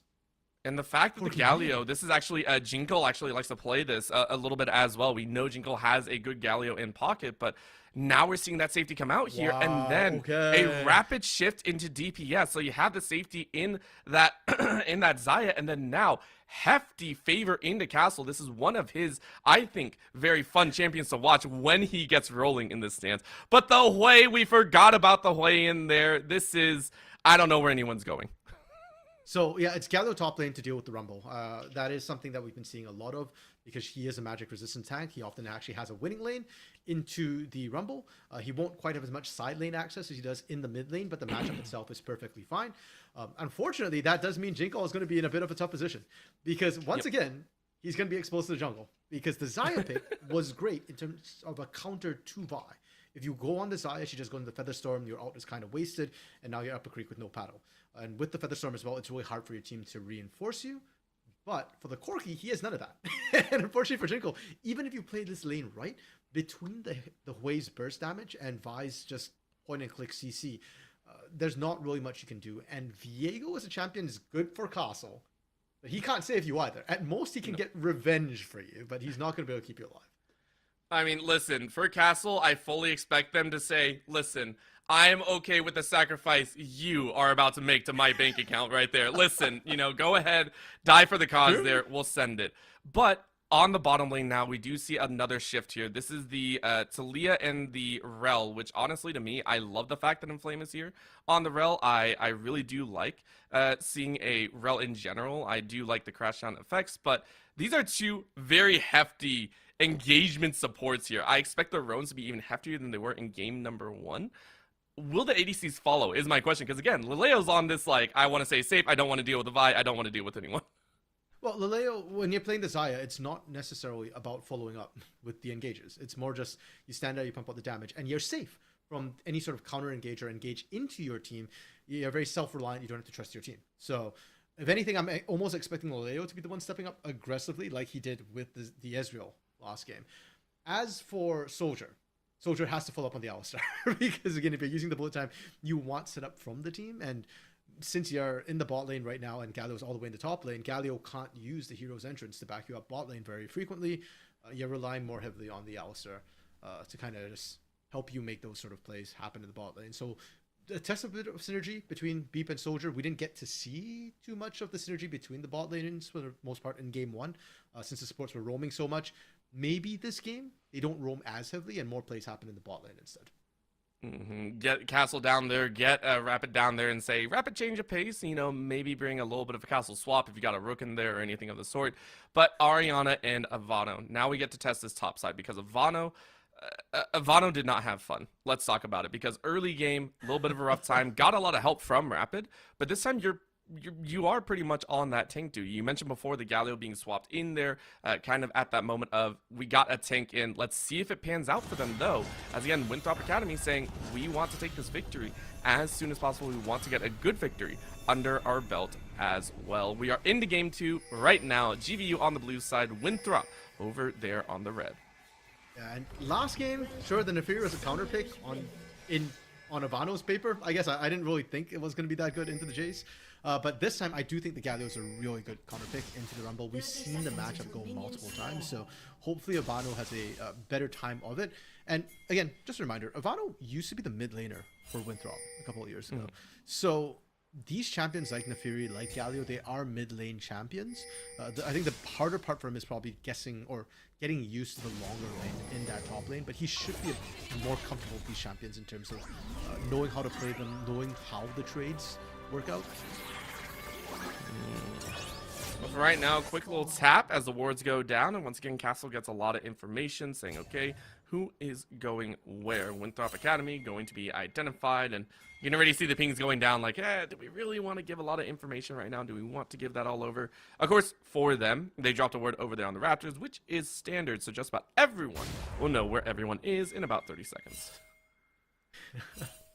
Actually, one thing overall I'm thankful that we haven't been seeing is lane swaps for the most part. when you talk about early wards, like in tier 1 play, a lot of times it's like to try and track which lanes are going where. But instead, we've been having standard lanes here in NECC, and I'm very, very happy for that for the most part. It's a lot more understandable. It's a lot more interaction. Lane swaps tend to be low interaction, high macro. That's fair. I mean, but it's still, I mean, a lane swap can be fun, right? We can get some silliness in there if you wish, right? Not gonna lie, I'm very, very bored of lane swaps at this point. We gotta get a little bit of you snoozing in the background for it, just like, oh, you know, we're not gonna be seeing anything until level 15. But right now, we're getting a little bit of a shift as Beep actually misses the combo, so the Leo is at least allowed to fire right back out, as that's gonna be a burn of the barrier and flash. The Soldier missing out very heavily here at the start of the game. All summoners burn, and what a reversal too. We saw Soldier and Beep actually getting a lot of damage onto Leo, punishing him for stepping up on the Xayah pre-6 where you don't have the escape. But Leo, just nerves of steel right now, knows exactly how much damage he can take for safety in the mid lane. Speaking of nerves of steel, Jinkle and Papa feeling spicy. And remember, last game, Jinkle, some of his deaths in late came from him being aggressive, even at level 6, just not quite knowing his damage numbers. That trade right there gave me flashbacks to game 1. Yeah, I think, what was it? He stuck around for a TP at about, I think, 35-40% HP, and then got comboed out by the Cinder. We're just like, you know, if you're going to stick around at 40% with a fully recalled Syndra, I feel it's the expected outcome at that point. It's just like, you can't really sit there and say you're not going to get punished for it. So a little bit of a dive in. Maybe we get to see more of it for right now. But the junglers are finally finishing up their roots, which means Castle is now down in this bottom lane. Full clear is completed, but you walk over a ward, meaning Rapid understands that this might be a dangerous spot to be in. Instead, chasing in towards that mid lane, walked over a ward as well. So this is now a game of cat and mouse. Jinkle should know this is occurring, but you're trying to bait it out as well as possible because you know the rest of the team is here. Good Valkyrie away, and now you get to chase in. Flash forward as Rapid is caught. That's a jump trying to predict the Q, but it doesn't matter as you get the kill. And now Papa is going to get stunned out here. First blood goes away at GVU, but where is Beep going? Beep realizes that you try and flash and get the headbutt in, but that's going to be the crash down again as Inflame is running the power. That will be the Ignite to turn it around, but it's still a 2-for-1 for the Vikings. Where is Beep going, Orbital? He's going home in a body bag, and those two kills were not equal. B picks up the kill for Winthrop with the Ignite. He's a support, not ideal. Jinko gets the kill onto B, which that's on your mid laner, a player who you know can be effective if he's given gold. So I think GBU going to be very happy with how that trade went off. And in the bot lane as well, Leleo, by the way, crashes yet another wave into Soldier. Soldier not able to pick up the majority of that wave. And we mentioned before, even though the bot lane was very quiet, Leleo always seemed to have a hand up in the macro push, whether that be because Inflame and Beep weren't there or were there. So this is occurring once again in their favor. Maybe we do get to see that rapid response, but this is a regank in the mid lane, but the top side is actually where we're seeing Inflame join in. Ivano has no idea this is currently going on there, as this is going to be a stun into that wall, and it looks like Ivano might be in for a very rude surprise, but Ariana doesn't want to take tower aggro, so you can't really chase in as hard as you can. Meanwhile, this is given time for Rapid to join up on the top side, but I think it's understood that, yeah, you can't force this. You see Rapid walk over that ward. You don't want to stay here any longer, so Ariana and Inflame go ahead and back away. This early game has had some very interesting situations with the wards. Yeah, that was fine. Yeah, I was just like, I saw Jinko teleport directly on top of Beep's icon, and I was like, is this gonna be different? Oh, no. There's no missiles to actually follow through on that, and Jinko already used his flash earlier.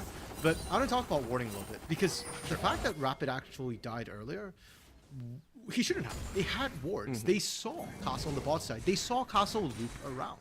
So Rapid should have known that, hey, there's a pretty good chance that Castle's going to show up in the mid lane very, very soon. But they still went for that play. They still took their time setting that one up. And now in the top side, because Ariana got wards down, because Inflame donated, I'm not sure if it's Inflame who donated a ward or Ariana got a ward down, the threat from the Rapid gank was never really there. They saw the Vi coming from a mile away, and Rapid is behind in levels as well, so you're not worried about him just trying to flash in and find that engage. Well, you know what hasn't changed from game number one is the fact that Rapid is immediately on these drugs, really ensuring that they get the value, but this time it's actually mixed in as well. Castle this time going ahead and trading out on this dragon. Doesn't need help because you are on the BA. A little bit more damage. And Leo helps out with what, like 3 feathers in the back, and is like, I did enough damage, which is like a total of like 200 maybe. Yeah, I mean, he's got nothing better to do. There's no point shoving that wave any further right there, so you might as well just help out where you can. Yeah, objective trades coming through from both of these teams, and I'm curious to see if those grubs actually make a difference. We saw teams focus very heavily on early grubs because of what they can get you, but right now Winthrop Academy across the board is pretty much getting shoved in. Even in the top lane, the one lane we're seeing Ivano push out now, I don't know how much longer that'll be. Right now, Inflame is just trying to get some extra damage down. Barriers back up for Soldier, but Castle was around the wing looking for a chance at a tower dive if they could, but doesn't really work out. So you just go right to the scuttle.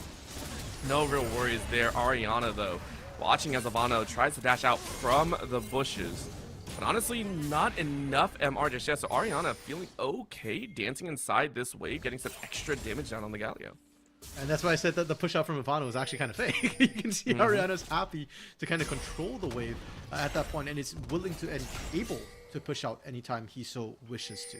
Now Ivano actually pushed out of lane. I'm wondering if he's trying to set something up. He is level 7, has the hero's entrance available, and I don't think you can just pair it with Papa, at least not aggressively. That would be a defensive ultimate. It's got to be with Rapid. So if they want to make use of that Galio ult, it almost looks like Rapid has the Galio. And that's why we see such heavy warning. Take a look at that. Again, GBU have warded out this entire bot side, so Ariana is very, very comfortable chasing into this top side.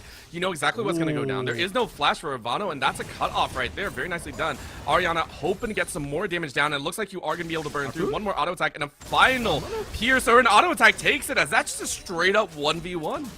Yeah, and again, Ariana looking really good in these counter matchups. Papa? Oh, good flash away, and a flash for safety means Castle can't get that finish. Didn't want to expend the ult. And that's a heartbreaker for Castle. They're not able to actually use the heartbreaker to secure the kill. Rapid deep in enemy territory.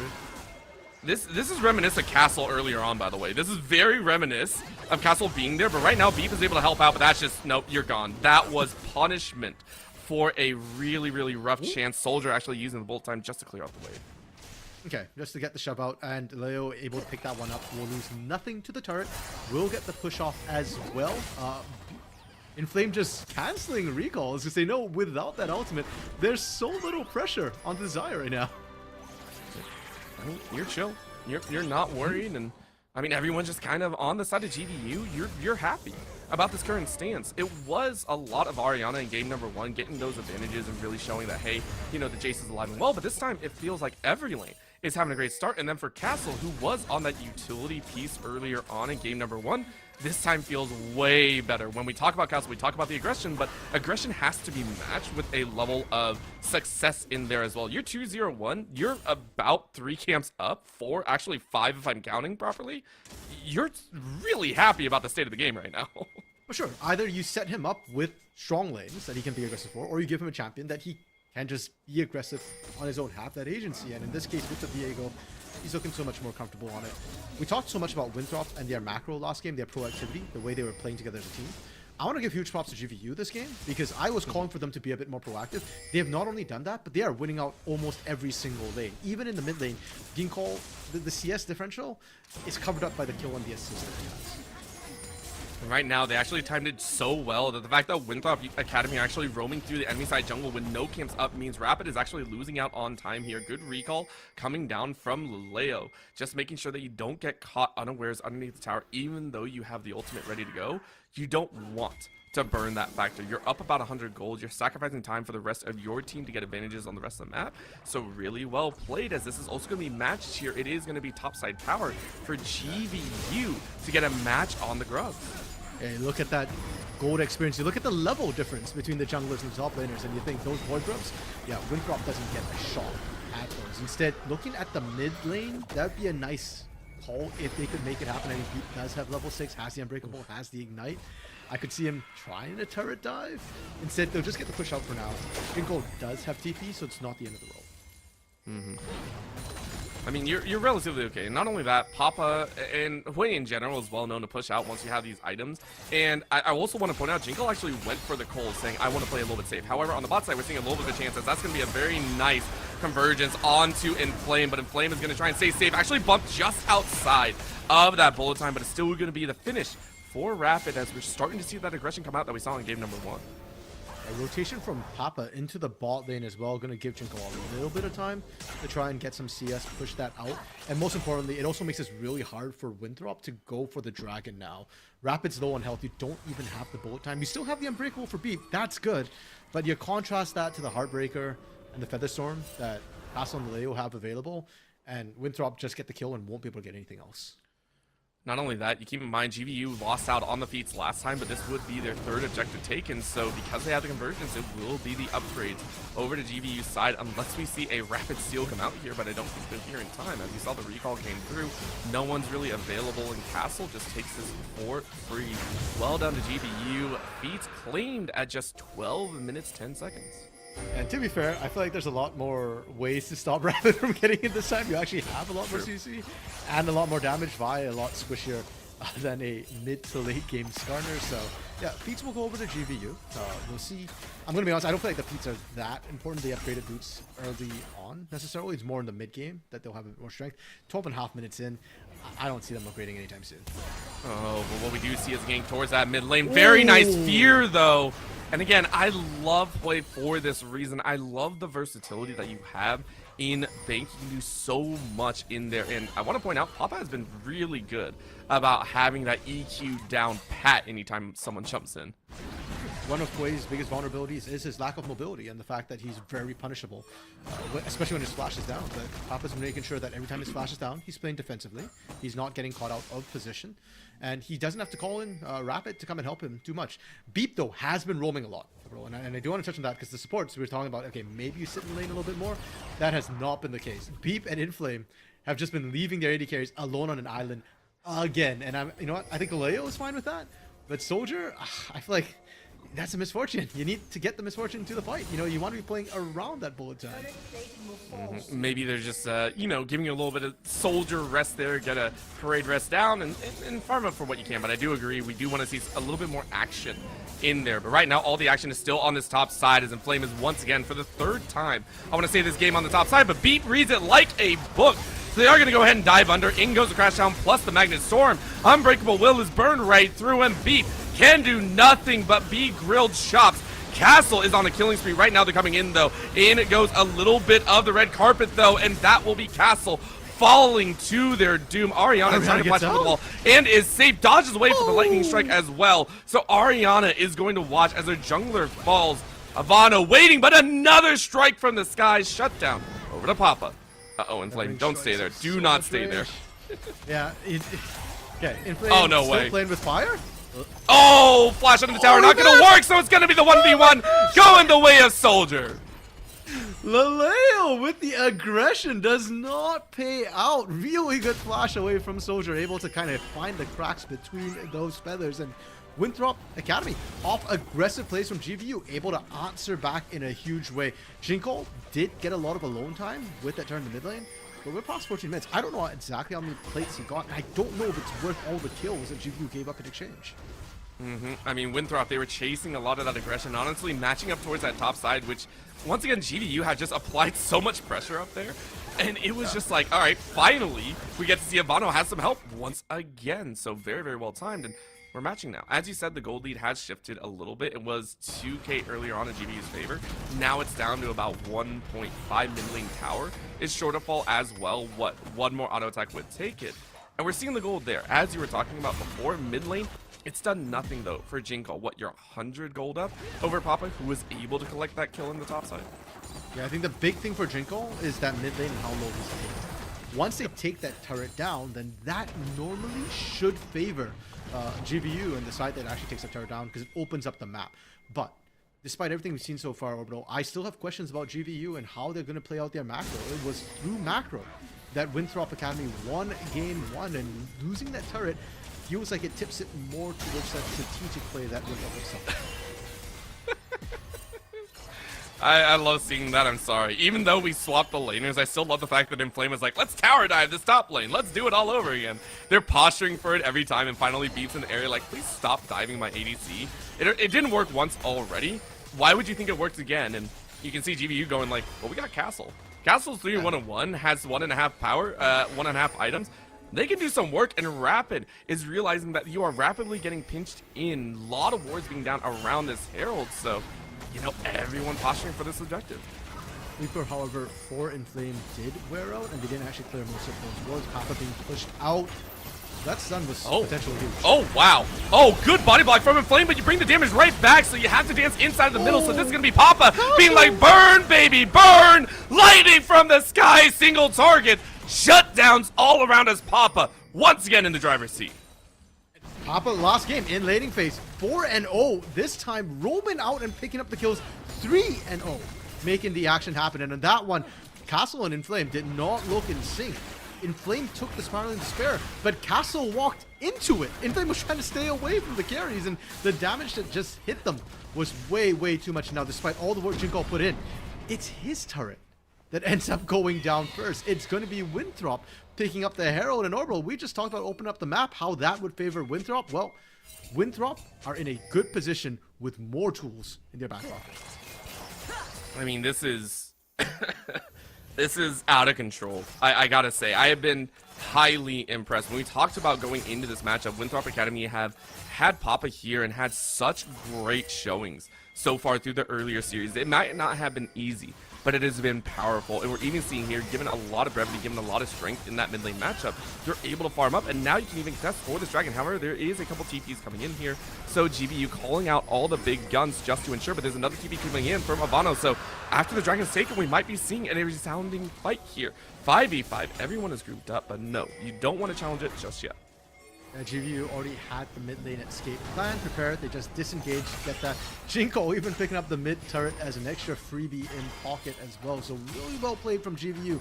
Winthrop, surprisingly, a little bit on the slower end.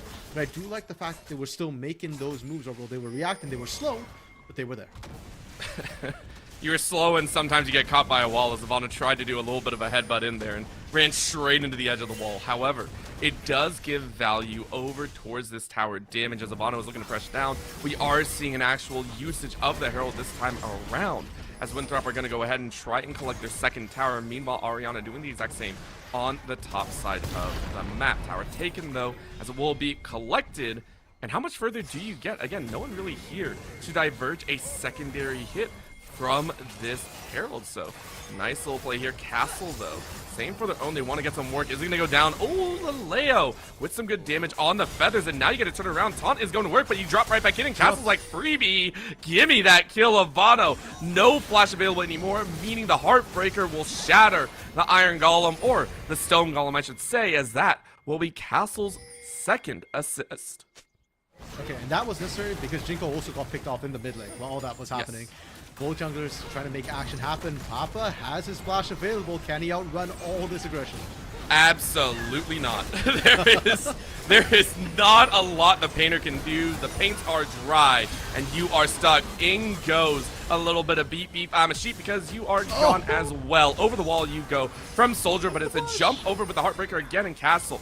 Guesses wrong. However, this is a chase that GVU are very happy about. And you can see right there the reason why I was very worried when I saw the Rumble picked after the misfortune. Soldier not able to really stand and deliver. The equalizer coming across almost immediately once they figured out where Soldier was going. And Soldier isn't the damage dealer that Winthrop needs. It's all about Papa. And if Papa's down, well, Winthrop can't look to fight.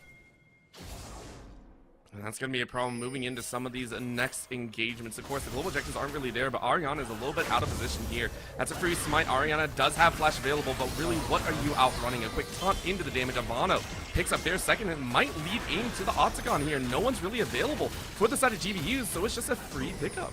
Yeah, GVU not even looking to contest. I do feel like you could finally look to fight that.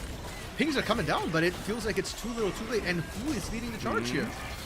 Well, we say that, however, it's actually taking a while. Remember, Octagon has a lot of HP, about, like, what was it, 15, 16k? So we are going to see this chance as that's Castle running straight into the mix. However, the fear goes sideways. In goes the grand entrance, and it does knock up two. And it sections of the fight very well, but look at the damage. The damage is really not there for Winthrop Academy right now. So everyone walks away. A chance encounter on the Octagon draws literally everyone towards this top side. Let me be honest, I'm actually really shocked that GVU didn't drop bodies in that. Yeah.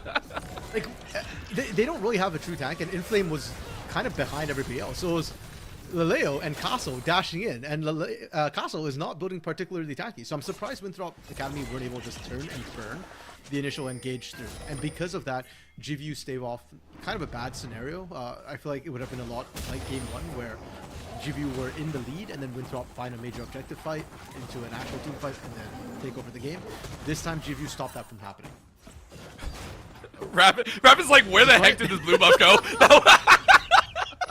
Jinko is so cheeky for that, by the way. Now, I've never seen a jungler look that confused that the camp icon is still up, but the buff is nowhere in sight.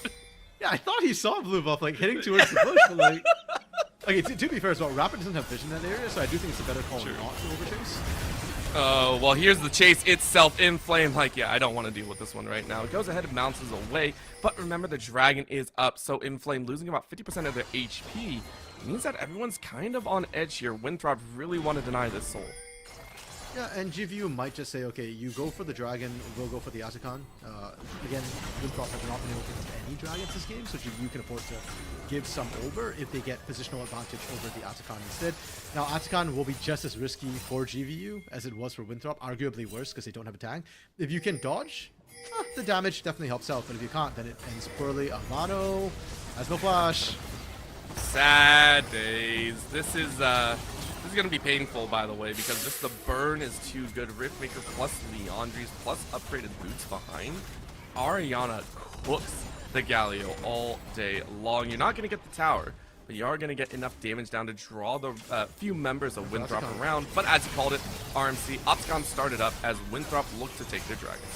Yeah, vision was already cleared and denied in that area. The death timer is really long on Ivano, so even with the TP, even with the Hero's entrance, it's not really an option, and the damage for GVU is good. Atakan traded for Drake, and I think GVU will be more than happy for that.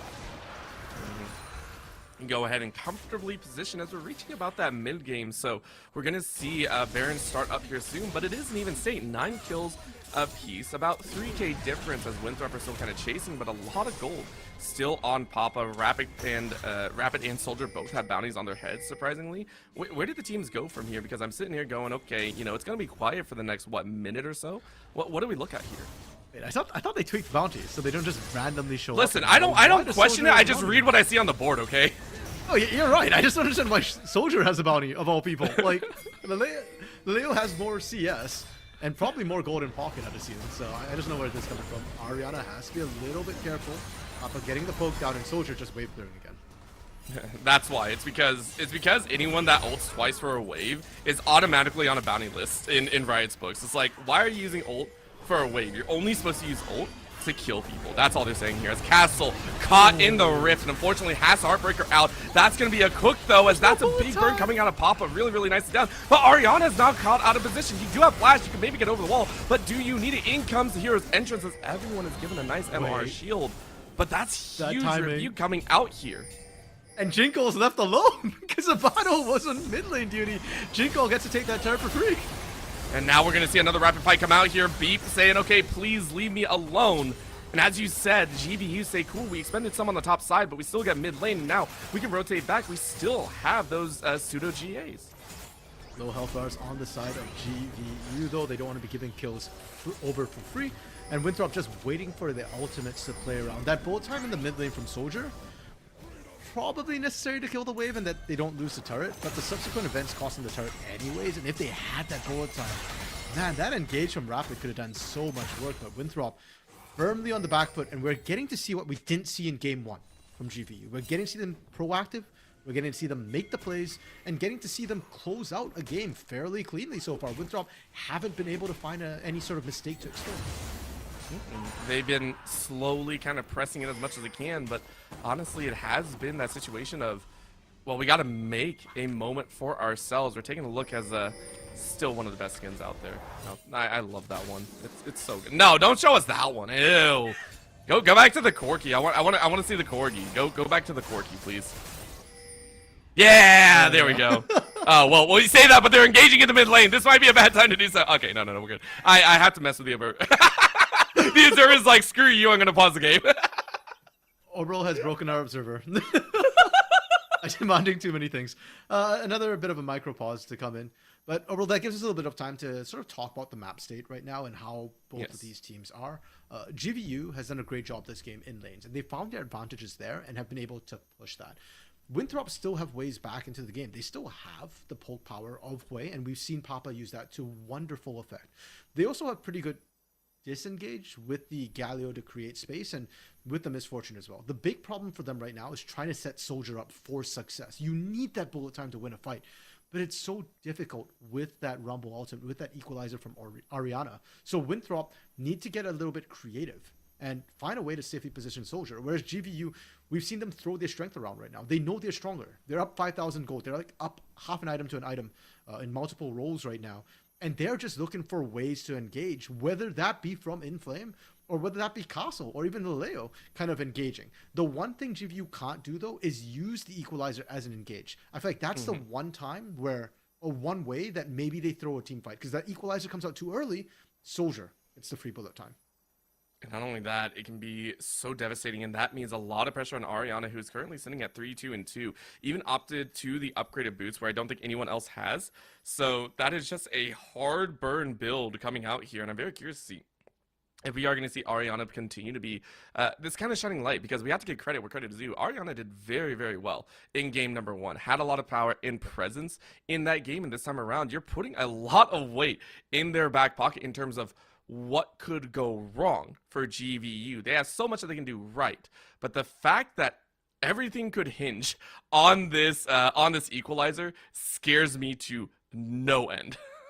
Well, to be fair, should we be worried? I feel like Ariana showed us a really good game one on that Jace, won out that lane very handily in what effectively felt like a 1v2 for a lot of the laning phase, with Rapid constantly camping up top. And after that as well, that wonderful flank from Ariana, the sort of side lane split push threat that he was able to put on the Jace, really solid. This game with the Rumble as well, Galio was supposed to be a counter Orbital to Rumble in the lane, in the 1v1 with the MR tank. Ariana, again, won that matchup pretty much solo and has been really good with those equalizers to punish engages, to stop Winthrop from being able to aggress. So if there is a player to trust right now, I think Ariana is a perfectly fine person to put that burden on and see how they're able to perform. But again, my big question is, how do they engage? Because Inflame, with the Rel so far, has not necessarily been able to find those big magnet storms with the Rel, the perfect setups for the rest of the team. Castle, Jinko, Leo, they've been able to find their own ways to initiate fights, but I'm always really scared when I see like the Viego be the first one in, or see the Zaya kind of running into the enemy team like that. Yeah, that's a huge part about it. And I want to also lean on something that you just talked about. The fact that Jinko is even allowed to be proactive in this game shows a lot of improvement over what game one was. Granted, the lane matchup is vastly different. We have two range in the mid lane. It's a Corki versus Wei. We know this matchup. And granted, there were some deaths there as well. We have to give credit. Papa has been so good with these lightning strikes. It's been so powerful to just snipe someone from far away. But Jinko's done well. We're seeing why the Corki is so highly prioritized by a lot of people in these games. And I mean, the fact that Jinko is able to stand firm and be like, hey, I can output damage as well. I want to draw back to the Otacon fight. I think one of the big reasons why Winthrop weren't allowed to do that is because a lot of the cures are actually quite low after some of the burst damage come out. I wonder if a few rockets had actually tapped them. So Jinko might be that follow-up residual damage that I'm going to be looking at. Yeah, and unfortunately, Orbital, we've been given news that pause is the spectator client breaking. So that was where game 2 ends for us, unfortunately, on the stream. We don't get to see the result of it. And Orbital, I'm going to be honest, right now, I'm kind of low-key hoping that GVU picks up the win in game 2. So we get a game 3 that we actually get to watch and see the finish of. Because, yeah, if Winthrop come back, it's going to be epic. And if they come back, we don't know how it happens. So we are going to leave you in 10 to possibly 20 minutes of suspense as you get to theorize, hypothesize, and imagine what happens in this game. We will come back with some answers. Either we have another game ahead of us, or we have the ending and we pray that someone tells us what happened. Either way, we are going to go to a break. We apologize about this. Unfortunately, it is out of our control. We appreciate your patience. We'll see you all back in just a bit. right.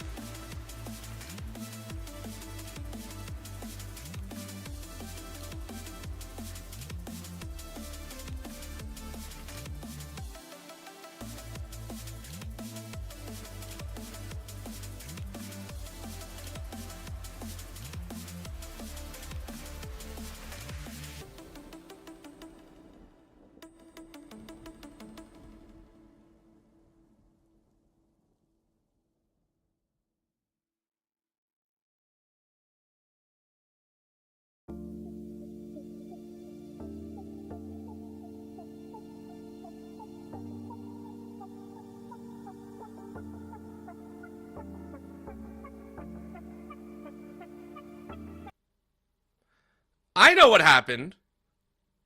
He knows what happened. And none of y'all know what happened.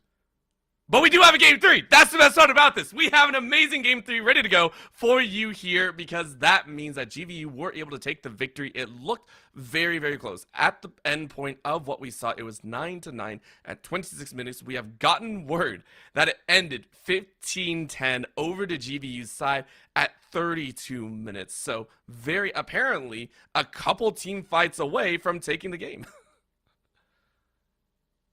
So I don't know what happened. All I know is that apparently GVU clicked Winthrop's Nexus. And we get a game 3 overland. I'm hoping we don't get another bug splat going into game 3, because this is what we wanted. When we spoke to the coaches, both coaches were being very respectful. To quote Dreyer, he said Winthrop is good. I'm going to find out both teams. Both teams are good. Infrastructure is good. Coaching is good. Should be a good match. And it has delivered so far. Both game 1 and game 2 were pretty close until it wasn't. And that's what you get when two teams are really close. When it breaks, it tends to absolutely crumble at that point. Yeah, and it leans into the fact that we are starting to see PowerPoints start to come out of these teams specifically. I want to talk about Papa. Game 2 looked okay, ended the series at, I believe, 3-2-3. Still had a lot of impact in there. But Castle being gifted this opportunity of being on the Viego, and then Ariana being a monster in that top side. We mentioned before that, hey, if we got to see that last team fight, it would kind of have to be off of Ariana with that equalizer really bringing some punch. 5-2-5 at the end of the day. I believe we were rounding out at about maybe 2 or 3 extra kills in there. So very, very happy about how this stayed, but we aren't going to see these champions once again. So my thoughts to you, RMC, are we still going to see the likes of Ariana dominate the top lane? Are we still going to see Papa be a very strong force? Are we going to see Castle on a very proactive, damage-oriented champion? I mean, with the bans that we're seeing, with the Ambessa, with the Cassante, with the Varus, with the Ashe, the Zyra, the Wukong, these champions all need to be banned. I expect to continue seeing those bans come through, which means Castle is probably going to get himself a proactive jungler. It's really hard to ban him out if you want to keep all those OPs on the ban list. Ariana, huge props to him. He's, by the way, won both his lanes after getting counterpicked so far, and had impact, both win and lose. So huge on Ariana. He's got other champions he can play as well, right? You've got all the more meta champions like the Ambessa, the Cassante, the Renekton is nothing he plays. I know he plays a bit of Warwick in the pocket as well. So he has other options. And then I look to Papa too for Winthrop Academy, because Winthrop Academy lost this last game. I feel like a lot of it wasn't the laning and the fact that when Castle got a bit more proactive, Rapid could match him but not overwhelm him the way he did in game 1. I think Papa's got a deep champion pool. He can continue to do that. But now I'm looking at Soldier, at Ivano. Somebody else needs to step up to help Rapid and Papa. Rapid can be engaged for your team. He can do the jungle things. But if he's your primary carry, then Ivano needs to play a bit more utility, which unfortunately hasn't been the case. So if that's the case, then Ivano needs to step up as a bigger carry instead. And we do want to talk about the fact that Soldier has been gifted a lot of these champions that have been a little bit more on the damage profile. We talk about Misfortune needing to be set up for a lot of these team fights, Beat being given a lot of engaged tools in there, but it really hasn't been on them. I want to look on the other side now, as we have talked about Winthrop quite a bit. I want to point out Inflame. Inflame on this Rel, I stated at the beginning of the game, I really do like Rel.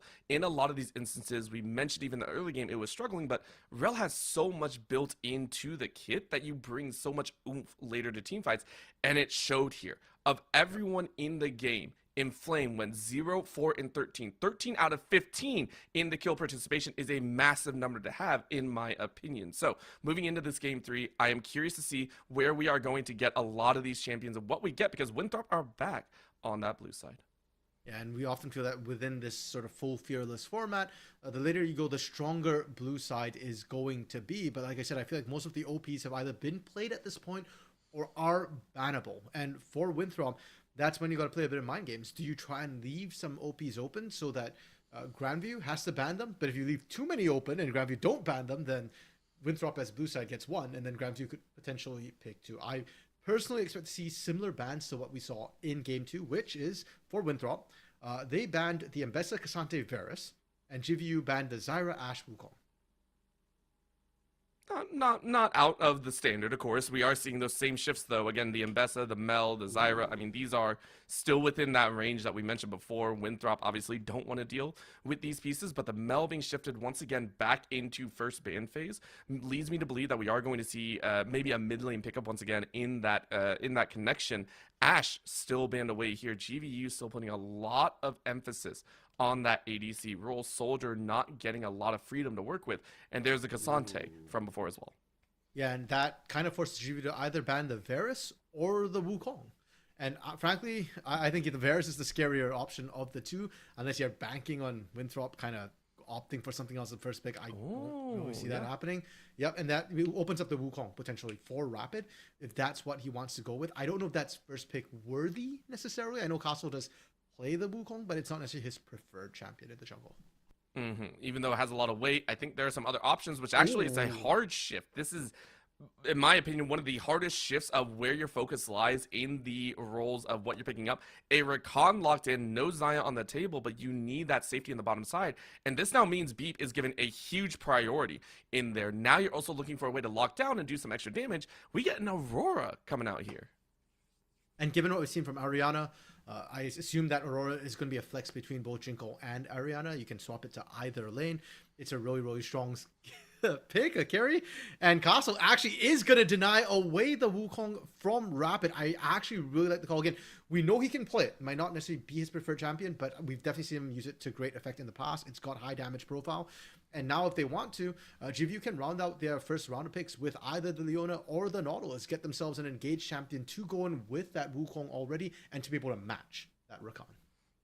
Oh, yes, and be able to have a little bit of the shifting sands being in that mix. Of course, for Soldier, we are now getting a full dive, and this gives me a lot of happiness. We mentioned that we want to see more agency in that bottom lane. We want to see a lot more oomph come out. Kai'Sa, if you're not going in, you're not doing Kai'Sa things, in my opinion. You are not in there to play if you are sitting back and waiting. On the other side, though, it is going to be a Nautilus lockdown. I think this is appropriate. You get that point-and-click CC, and all of a sudden, either the Azir or the Kai'Sa are going to be in a rough point. And now for Winthrop, they're looking to pick up the top side of the map. It's the top and jungler. They're looking for GVU on the other hand, AD carry, and one of their solo lanes, we're not sure which. Poppy being taken away makes a lot of sense. You've got a lot of engage in your team that you want to go in for. What I'm curious for, the Jinx takeaway, actually, I'm surprised because Kai'Sa, I think, can handle the Jinx quite well. If anything, remember that Tristana that Leo played last week or the week before? True. That was what actually, I mentioned that in Brazil, there was one of their big AD carries, Chiton, who played it, and he played it into a Kai'Sa. So if there was a pick left, since Ezreal's already gone, Xayah, the traditional counter to Kai'Sa's already gone, you could go for the Tristana, which can match and disengage the Kai'Sa. Oh, and it is left open as well. And, I mean, if you're looking for the jump in, it's a great piece, but the cannon in the top side seems a little bit interesting to me. It's, I think, another great deterrent piece to a full engage comp. If you accidentally shift a cannon into your team, you're in trouble, but they're going way deeper. Let's go. Bring out the damage. All right, listen. We talked about the spotlight shifting from the bottom lane into the mid, into the top. That spotlight was literally yanked from the rafters and pointed at this Draven. And then we get the Cho'Gath on the other side. Please tell me this is a Cho'Gath jungle because I've been seeing it here and there. It is silly. Granted, it could easily go top lane just as well. I'm loving the compositions these two teams are bringing out right now. Really does warp the game. It is going to be a Cho'Gath in the top side with J4 in the jungle. I think J4, another sort of rapid champion, and one I really like because you can get aggressive from level 2. You can start looking for ganks, and you look at, contrast that to the Wukong. Wukong's early game is not great. He wants to hit 6 as fast as he can for the Cyclone, but once he hits the Cyclone, that changes the whole sort of jungle matchup. Fiora going to be the counter pick, and Orbital. This will be the first time tonight that Ariana actually gets counterpick on Ivano. So that's spicy. He already won all the matches where he got counterpicked, and now he gets the counterpick. And not just that, I feel like the Fiora gives such a large dueling potential. This is the culmination. This is what I really like to see from players in these fearless drafts. This is the culmination of saying, I've won lane 2 out of 2 matches so far, and I give a lot of credit. I feel that is a win. Even though game 1, a little bit rough, you won. You had the CS lead. You had the kills in the 1v1. You bring out the ultimate duelist of, if you mess up, I get a riposte, I get a grand challenge, I get literally everything on. I will run you over 1v1, 1v2, possibly 1v3. I love this right now. GVU are throwing everything to the table, and it's such a... If it's not a gore-heavy game, I don't know what it's going to be. Every champion here on the table across both teams wants kills. Well, GVU especially is going to want this to be a bloody game. The higher the kill count, the better it is for them. Their composition is actually very squishy. They don't have a true tank. The only thing that approaches a true tank is that Nautilus, but supports work on a budget. It's hard for them to really bulk up. You look over to Winthrop, that's a much more standard composition. You've got a great front line with that J4, with that Cho'Gath, and even Rakan gets tankier later on. So if they can extend the fights, that plays out in Winthrop's favor. But their lack of... I don't want to say they lack burst damage necessarily because Kai'Sa can do a lot of burst damage, but they do lack damage compared to GVU. So there's a lot of kills coming through. GVU is probably going to be out ahead.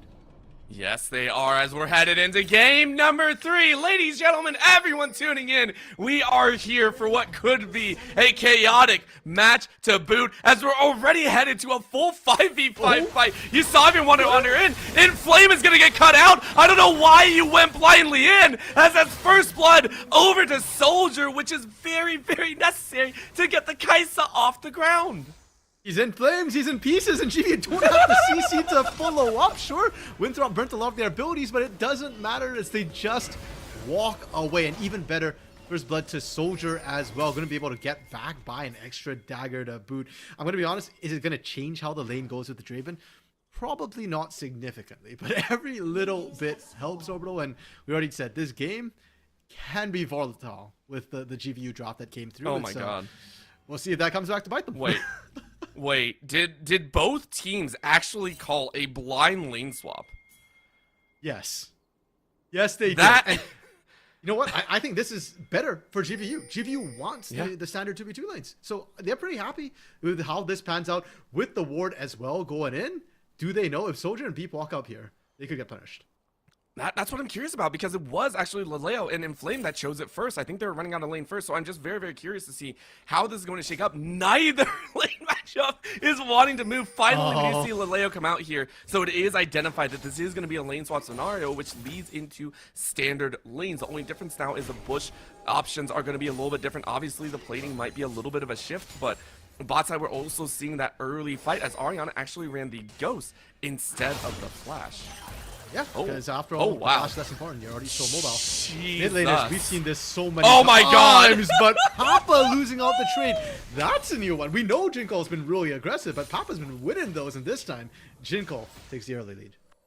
I think that was primarily because you were dancing so much in that fight. I mean, Jinko, I think, hit level 2 mid wave and actually tagged on the lollipop at the end of that ability. So it was just a nice little surprise. So you get a flash as well.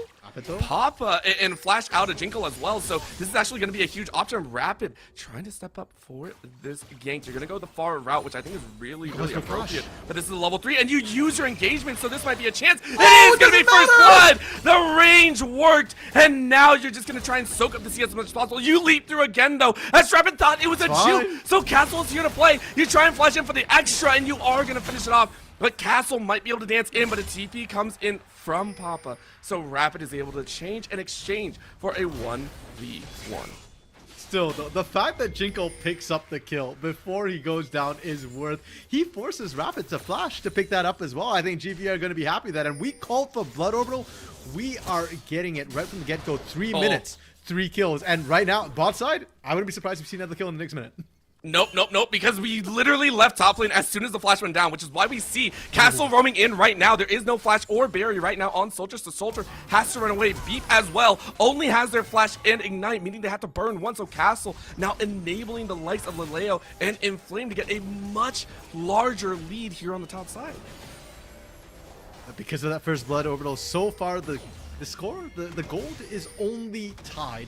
And I feel like that's a little bit scary for Winthrop. We talked about how the last couple of games, yes, game 1 Winthrop won, but the laning phase went in favor of GVU, and their read to predict the lane swap gives them once again a really, really good position to play. Jinko gets caught. Jinko is getting the Ariana treatment right now. Why is it the Ariana treatment? Because Ariana got ganked like 5 times in game 1. But Ariana still won lane. That's what I'm saying, though. This is the difference. I don't know if Jinko will be able to do so. However, top side, we're seeing that dive. Laleo granted their first cash in. Inflame wants to execute here to beat, giving that over to Rakan, better than giving it over to Rapid, who, by the way, already 2-0-1. And props to Rapid. We talked a little bit about the jungle matchup. I want to revisit that, because with the J4, you need to get the early leads. Once Cyclone gets picked up, the flag and drag actually doesn't work anymore. You get knocked up trying to go through that. And if you Cataclysm the Wukong, you're stuck in there with him, not the other way around as well. So I'm glad to see Rapid already getting that early action, getting that early push. Oh, well, this is actually a little bit of a shift now, as Soldier is down here to try and play only level 3, so Ariana is going to be shifted out of this bot lane as well, or not. We actually just saw Laleo rotate back up towards the top side, so it is a definitive lane swap that Winthrop are really hoping for here. Yeah, and I feel like there is a window of opportunity where GVU could potentially just try and play for the grubs and leave the lane swap in this position. For the Dragon's a little bit riskier to kind of go for in these sort of lane swap situations. Rapid has snuck in there and looks like he's just going to solo it. He's not even going to call up his bot lane and risk GVU catching him out and realizing that he's sneaking out. I just like to point out, you basically cast a curse our series, man. You were like, yeah, listen, I don't like lane swaps. I don't think they're good, or you don't want to see them. They're boring, and it's like, boom, they're like, we want to make it boring again. It's I mean, GVU saved us by predicting the lane swaps, and if it happens at this point in the game, to me, it's not really a lane swap anymore. That's just macro. That's true. Ariana saying, I don't care about macro. I'm gonna try and challenge a level 4 Kaisa, which makes sense. Ariana birding all summoners to try and continue getting some value. The team on is already done, meaning you're naturally going to push the wave if you're not careful, and that's why we see the shift of Rapid as well as Beep waiting. However, they stepped out of the bush. I'm trying to see how long this is going to be played for, because that's going to be a tag a little bit longer away. Ariana, like, how long is this going to go for? I'm actually surprised Ariana didn't. Okay, Ariana's trying to play a very dangerous game where he's trimming the wave enough that you can't set up for a dive, but not enough that the lane actually pushes away from him. And he can, as long as he can maintain that sort of on the line play, he'll be fine. Rapid's not 6 yet, and neither is Beep. Beep's a long way away. Beep's only level 3, so the dive is a lot dicier. The hook doesn't land on the Papa. No, it doesn't, but you're still caught on the edge. Ignite goes down, which means you're out of lane, but a very nice hold, by the way. I want to point out Papa didn't use that soldier right away, which is where the prediction came, so very nice job there. Yeah, Papa able to get out with all the backup as well. I think without Beep there's a chance that we see Inflame playing more aggressive and trying to follow up. But all those numbers go in there. Gives us the current position where Castle was able to take the grubs, so able to answer the objective trade. And if we look at the AD carries, that movement from Soldier, sure, it helped him out of bad lane, but he's still down 20 plus CS. Leo making it to bot lane will be able to shove this one in, and Ivano, I don't know if the Cho'Gath has as easy a time matching the 1v1 as the Fiora does. Fiora a lot more mobile, has a lot more threat. Cho'Gath with the Flash Feast, that's always a potential to kind of go in, but waddling at a Draven is not the best way to engage. Not just that, you also opted into that tier plus Doran's Ring, which is a double, I think it's a double weakness right there, so you're really only sitting on those two, the 2 health gems, so it's, you know, it's going to take a while before we really see Ivano feel even comfortable jumping into that mix, trying to get that that Flash Feast off. But of course, it will be there at the end of the game. It's just how long are you willing to kind of apply there? Soldier on the top side, though, against Ariana, getting chunked out in their own, as we do see Beep rotating around in the jungle with Rapid. And that's the difference right there, right? Like, okay, Ivano will have that threat later on, but Ariana's the threat right now.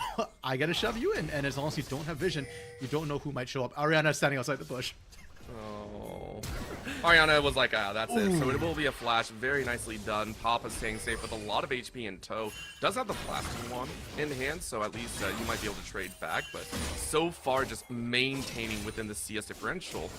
You see what, like 2, 3, you know, CS down here and there. Rapid, though, realizing that they might be in a little bit of rust spot. Flash still gets hooked. That's done. And Rapid doesn't have a way back out. Very nice hook into Cyclone. There's going to be a knockback, though, as that's the damage in the face. So it will be a conversion. However, that's the kill. Double rupture into Jinko, throwing down the damage. The Leo finally falls, but it will be the death of multiple as the Ivano gets drawn back in, flashes away to safety. It's a 2 for 2 all around. But again, in my opinion, big win for Leo to cash in. And Ivano could make something funny happen here. He's actually just came up. It wasn't up in the fight. Oh, he doesn't no. have flash, though. So he can't actually get in there to get the damage down. While all this happening, by the way, Papa's just shoving mid right now and looking to try and get another plate. Castle just got there. I honestly thought the feast came down when I saw the kill come up. I was going to be so excited for Ivano to start stacking up as soon as possible, because that's what you want, right? You want to have that fight break out, but it was just a rush. You saw Rapid get caught, so at least you were able to trade out in some value. It is a plus. However, we're seeing a regain come down here as Jinko does have flash, sidesteps down, but rotates into the river. I'm not sure you can get over that side of the wall, but you do! Gets it! Just outside of the rupture. Well done to Jinko once again. And that wall especially, that chunky, thick wall is one of the harder ones to flash. We've seen even pros mess up that flash and end up on the wrong side of the wall. So huge for Jinkall to be able to get that. He's got TP as well, so he'll be able to get right back to lane. Not bot lane though. He's going back mid because Ariana has shown up bot. And we're just seeing this kind of cycle of the damage sources being put in all the lanes to try and get optimal sides, and Flame and Beep are basically drawn into these one way or another, whether you like it or not. Dragon will be up here in about 20 seconds, but again, it is the Grub's call. GVU were able to handle it once, and which is why we're seeing a little bit of a forceful push. TP is up for Ariana, same with Ivano, but the grand challenge is ready for Ariana if you wish to get into the mix for these three. And Ivano is in the top lane. It's actually Soldier who's going to be matching Ariana bot side, and Soldier sure as hell doesn't have teleport. Well, you know what? If Leo goes down, it's already done, as that's going to be the Cataclysm to lock him in, but here comes the TP, and all of a sudden it's 5v4. How well is it going to play? Leo is going to be feasted on, and that will be the kill. However, the ensuing fight might not be in their advantage. That's going to be a Cyclone to keep them all in bay. Plus the Between Worlds. It is everything that you could want. The Realm damage is good. You bring Ivano directly under towers, and Flame takes a lot of extra damage. Rupture follows through, so Papa picks up a piece, and it is going to be a 2 for 2 so far. Ariana, though, chasing, pinned against the wall, and Ivano has no way out. Couple auto attacks back as a shutdown goes the way of Jinkall. Let me just point out again, Orbital. Feast was not up for Ivano for the second. Are you kidding me? Give me the feast, bro! He feasted right before he died, I think, on a minion, because he knew he was already dead to rights. But it actually wasn't up for that fight. It's so unfortunate. TP coming in from Papa into the back line. They see Castle, and we see Castle. I think Castle's out. Castle, never mind, that line. Nope. Very not out. That is Castle going down here, and that means it is a Grub take. But no one gets the camp allotted. 4 total over to Castle and the rest of the GVU squad, meaning they do have a little extra pushing. Yeah, but making sure a team doesn't get 5 or 6 Grubs is really important. We've seen Grubageddon be very, very effective in terms of pushing, so every little bit helps. They were pushing into the bot lane, and Leo, unfortunately, in that last fight, did get picked off early. And because he kind of tried to buy time and didn't do the damage, it actually made things a little bit dicey. We didn't get to see the Draven damage really come through and chunk through those frontline members, and that gave Ivano the time to be able to actually get the Rupture off under turret and do that much damage in the fights. I would love to see damage numbers, because I suspect Ivano is doing a lot of work right now. I would agree with that one. These ruptures have been on point. These silences as well. Another feast went down as Dragon is currently up. So Ivana's just like, let me stack as much as possible. Jinkall though getting some damage down on Papa, as that is going to be a hook once against Miss. And Flame is just kind of throwing them out willy-nilly, which I kind of agree with at this point, because you had that depth charge as well. Heavy lean though by GVU's side down towards the bot side, but Winthrop actually aiming towards the top side game. And that should give GVU access to the Dragon first. And I say first because I'm wondering if Winthrop actually won contest this rapid, going for Ariana. And it's a 1v1 right now. No Praise Seeker to land though, as it's just out of range. So finally you get that chunk. Rapid looking for the final spear and gets it. Very nicely done in the 1v1, but it is the price of a Dragon. So it is going to be Winthrop to be like, cool, we got top lane pressure. Once again, with the Hextech Dragon making a call. Yeah, and with only 20 seconds left, I don't think they can get all the plates off that top turret. Heck, I'm not even sure they'll get first brick as Leo, Castle, and Influencer bot side with their bursts. Oh, this is huge as well. This is Beep trying to run interference. However, the tower is the main goal, and it is going down very, very quickly. Now it's cycling into 2. Papa coming over the wall into a possible shift if you can. And that's the tower that you want shoved into the wall. So this is the break that they want. But again, these realms are too strong. Papa chunked out another chunk as the whirling death is big. Leo picks up a bounty plus a cash in. There's break and a kill. Can they dive this? They've got the minions, they've got the damage, but the flash gives Ivano the distance. Topside Soldier did answer with a turret, but nothing more. So GVU, small increments, Orbital, they are finding little ways to pull ahead, and despite being down 2 kills, they are up 1,500 gold.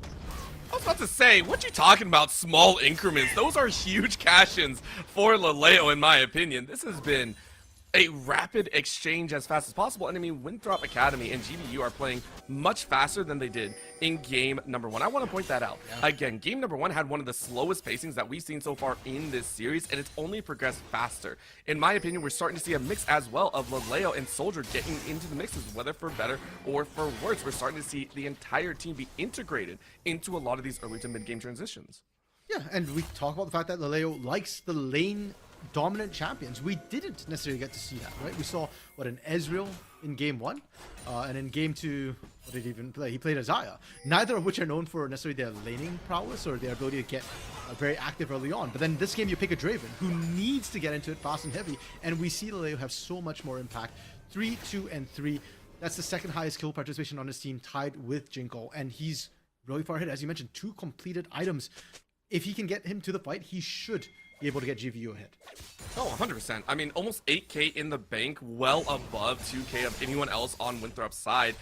Pretty dang good over your own team. 1.5 over your next nearest, which is Jinko, who Jinko has even had an amazing turnaround. Game 1 struggling in the laning phase, and right now on this Aurora looking like a beast, very gently walking their way around, has had enormous impact in getting away from Ivano and Papa. Like, this is a huge shift, and this is more of the Jinko that we know and love. Yeah, and for once, like, we didn't see Jinko really die to Papa too much in lane, right? It was constantly rapid ganks, and even then, Jinko was still able to keep even in CS. And GVU, I mean, that's their secret to success, but Winthrop, they've had good macro, they've been able to find lots of engages, and Papa is still someone to be reckoned with. 130 CS, still in a decent position with that Nashor's too. They can bite back. The question is, when do they pull that trigger? And I'm still looking at Rapid. Rapid's been able to find a... We talked about, 3-2-3 being the second highest kill participation for the side of GVU. Rapid is 3, 2, and 6. Yep. 100%, or is it 100%? No, not quite 100%. But highest by a long shot on his team. Wrong place. Yeah, there it is. Yeah, we're so used to Ariana. We are so used to Ariana getting kills that we forgot Jinko has power in that bottom lane and slaughtered the likes of Ivano. Jinko has no damage on them. Right now, Rapid's coming in to try and help out here, and I don't know if it's going to work. Like, you are alone. You're going to go ahead and use the Cataclysm flash out by Jinko, but what in the world, Jinko? I actually want to replay because Jinko didn't use TP. Nope. Had full health and mana. So, how on earth... What? Oh man, this is going to be another devastating blow as Papa is also getting ulted underneath the tower, but it is going to draw a TP as Ivano is right back in the mix saying, please get away from my mid laner. But unfortunately, we're not going to be watching that top side as right now Soldier realizing they're in a bad mix, able to flash over, but it's the axe that follows, and that is yet another big win for Laleo. Another kill. And it's going to get pressure into this mid lane right now. Papa is running back from base, but Herald has been dropped by Castle. They can ride this one in, and Papa has to be careful about stepping in. And we are right back to the same situation we were in Game 2, RMC. 11-11. Nearly net, leaning into GBU's side. But we're still at this weird spot in the game. Yeah, 3,000 gold advantage for GVU because they're just farming a little bit better. So every time they're actually even in kills, they're just up in gold. And look at the skilling, Orbital, for both these teams. We talked about GVU. They've got a lot of damage. Generally, damage skills a little bit better than tank, or more effectively than tank. And they've got so many threats on their team. Ariana's split push is going to be an issue. Jinko's split push is going to be an issue. Whereas Winthrop, them being behind right now makes it so much harder. That burst from Soldier, I'm afraid, is not going to be enough to actually burst anybody down fast enough. And if once that burst is down, once Soldier's in that fight, he's not coming back out. Not at all. And the thing is you're still 1, 2, and 0. You still yet to even be able to burst anyone out. We're sitting there going, you have to get through that threshold first to be able to even prove that you can take a 1-for-1 and maybe leave space for the rest of the team. Right now, Dragon is applied to GVU's side to get a little extra attack speed, a little extra ability haze, and they're starting to ramp up 2 dragons in their bank. 2 more to go before they get the soul, if the soul comes about at all. We're reaching into the bank as well as we do get the Otacon spawning here in the top side in about 30 seconds. And that is a Hextech Soul that would come through for these teams, which is just going to make it so much harder for Winthrop to deal with GVU, the slow. And the poke, actually, with the sort of extra static that kind of goes through, will be a problem. Oh! What? When the Emperor's dethroned like this, that's brutal damage right there. Ariana now running for their life, but gets a very nice cross. Unfortunately, doesn't stun anyone up, so you are juggled to the Beyond, and Ivano gets a free feast down. Okay, that does mean that Atakan won't be taking an orbital. It's a Ruinous Atakan, not a Voracious. Is this the first time we're seeing one? I think Out in for solo your and I's eyes, yes, this is brand new. However, the whole reason that we do get Ruinous is because we see engagements like this. Soldier is out, barely gets away from the execution, but it's still damage ahoy as the Leo gets bounced. That is going to be a shock up, but the team is running interference. Inflame and Castle are going to help out, but that's a TP across the board, meaning Winthrop has to back away, and you can't stay here because Soldier's gone as well. Jinko making sure that no one else is able to tag their team. And it's again GVU to have the rotations here in the game. But Winthrop are able to get out without losing anybody. They get Soldier alive. Saving Private Soldier was a success. And GVU, they burnt the teleport as well. Jinko went up, wasn't able to participate. There's no objectives for them to take. They weren't able to rotate to the bot lane and get the tower as well. I think Winthrop are perfectly fine with that. And they are getting tankier. The fact that Ivano was able to tank like that is a good sign for them. Now, can they apply that to an actual team fight? I'm not going to answer that question. I'm not going to lie. I don't want to answer any questions right now. This game has accelerated at such a rapid pace that I'm enjoying it so much. I said that word like 17 times, and I think I just have it on the brain right now, but it has. We're at 21 and a half minutes, and quite honestly, we could see an inhibitor taken very shortly. I think, at least, depending if GVU win a fight in the mid lane, we could see an inhibitor drop to, what, 23, 24 minutes? It could get chaotic to that extent. Right now, though, we are seeing a little shift towards that top side as Beep and Ivano are trying to run interference, but right now Ivano is caught out in the open. No one else really there, though, as this is just Castle beating on the dinosaur with a wooden stick. Finally, Leleo's around here, and I don't know if there's going to be a way out. Finally flash over the wall, as that is a collapse of 4 by the side of GVU, and you burn the flash. No flash feast available. Yeah, good patient play from Ivano. I really like the fact that he held the flash initially, because as long as Jinko and the Leo aren't there, they're not too worried about melting all that quickly. Ariana, though, doing Fiora things on the bot lane. He's getting pretty strong, and the shove is good. And if it's not Ivano facing Ariana right now, I'm actually not confident in Papa's ability to handle the split push from Fiora. Like, you've got the wave for it, that's good. But out in the open lane, it gets a lot dicier for this Emperor of Shurima. It's also been a fact that Ariana just has not had a chance to really duel out like we saw in games 1 and 2. These lane swaps that kind of force him into that, you know, you're on the back end of it. You are forced to exchange your lane presence for a lot of these teammates to help out. So it's yet to be tested. So if we do get that chance, I'll be very excited to see how the likes of Ariana is able to face off. And at the current moment, Ariana isn't even comfortable in that, backing away from the rest of Papa and the gang, as we are seeing this Octagon go, and Beep is beeped out of this world. That has to hurt a little bit. Castle now getting a chance as Rapid runs out with the flag and drag, but Otacon should be finished off here. Remember, this is a permanent buff in the damage sources. You can get this and you can balloon your own damage sources very quickly. TP coming in here, Inflame taking a lot of damage, so I don't know how much more you can take, but you're on top of Ward. Inflame looking to help out. Ariana dancing in the mix, and take a look on the side lanes as in goes Jinko, but Inflame is going to be feasted down. There is no help there. Rapid on the back lines trying to help out on Jinko, and Jinko is down. Huge pickup by Papa, and right now the rest of GBU are running as once again Winthrop win an Octagon fight, and this time bring the damage. It's a double kill for Papa. Leleo running for their life, getting just out of the rupture, but it ain't gonna stop here. Leleo running for their dear life, but there is no stopping. A gift, a present, a silver platter kill for the Emperor as it's a shutdown and a delayed ace for Winthrop Academy. And I don't care that the gold says Winthrop's still behind. No, the tables have turned. GVU with the biggest throw of the series so far. At the Atakan throw. Keep in mind, Winthrop don't only have Rapid with Smite, but Ivano with Feast. Trying to go for Atakan and 50-50 it, that is ultra risky. To try and take a fight while still leashed on Atakan, that was painfully overambitious. Now Castle running towards this dragon, but it doesn't look like he's going to try and race in to Smite steal. That means Inflame has to keep running. If you get caught out alone right now, you are alone. Castle and Jinko will not back you up. I'm even a little bit worried about stepping up towards this tower as Ivano is becoming a nasty monster in there. 300 stacks on that Heartsteel, 5, 2, and 5, about to hit level 16, which increases those stacks even further. Can we get a stack count on that, Shogath? I am terrified. That is 8 stacks already in the bank, which is huge, by the way. I know that doesn't sound like a lot. I think the cap for minions is like 8, but it's still a lot. here's what sounds like a lot. Look at how much health he has. 5,154. He's got a lot of health.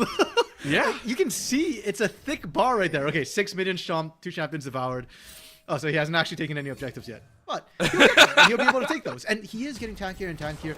Yes, Draven was accelerated. Yes, he was ahead. Yes, he still does a lot of damage. But as the game goes on, I need to start seeing a tank buster come through. And right now, that's Jinkle. But a Liandry's is a slow burn. I don't know if it's enough to necessarily burn through Ivano in a slow fight. I would agree with that one. Right now, though, we are seeing just a wait-and-see. Laleo still finally able to get those boots in, which we have been waiting for. Mojojo share. I mean, Laleo, for the right reason, went triple item builds instead of upgrading those boots, but now has the increased move speed, which we have seen Laleo use quite well without the boots upgrade. So I'm curious how well this plays, but on the other side, Papa is gone in the 1v1 this time, and Jinkle's like, this is why I am strong. This is all the pent-up frustration Jinkle has had this series, because if you're only tuning in for Game 3, it looks like Jinkle is just manhandling Papa. But up to this game, Papa has been dominating. He's been the best player for Winthrop Academy tonight.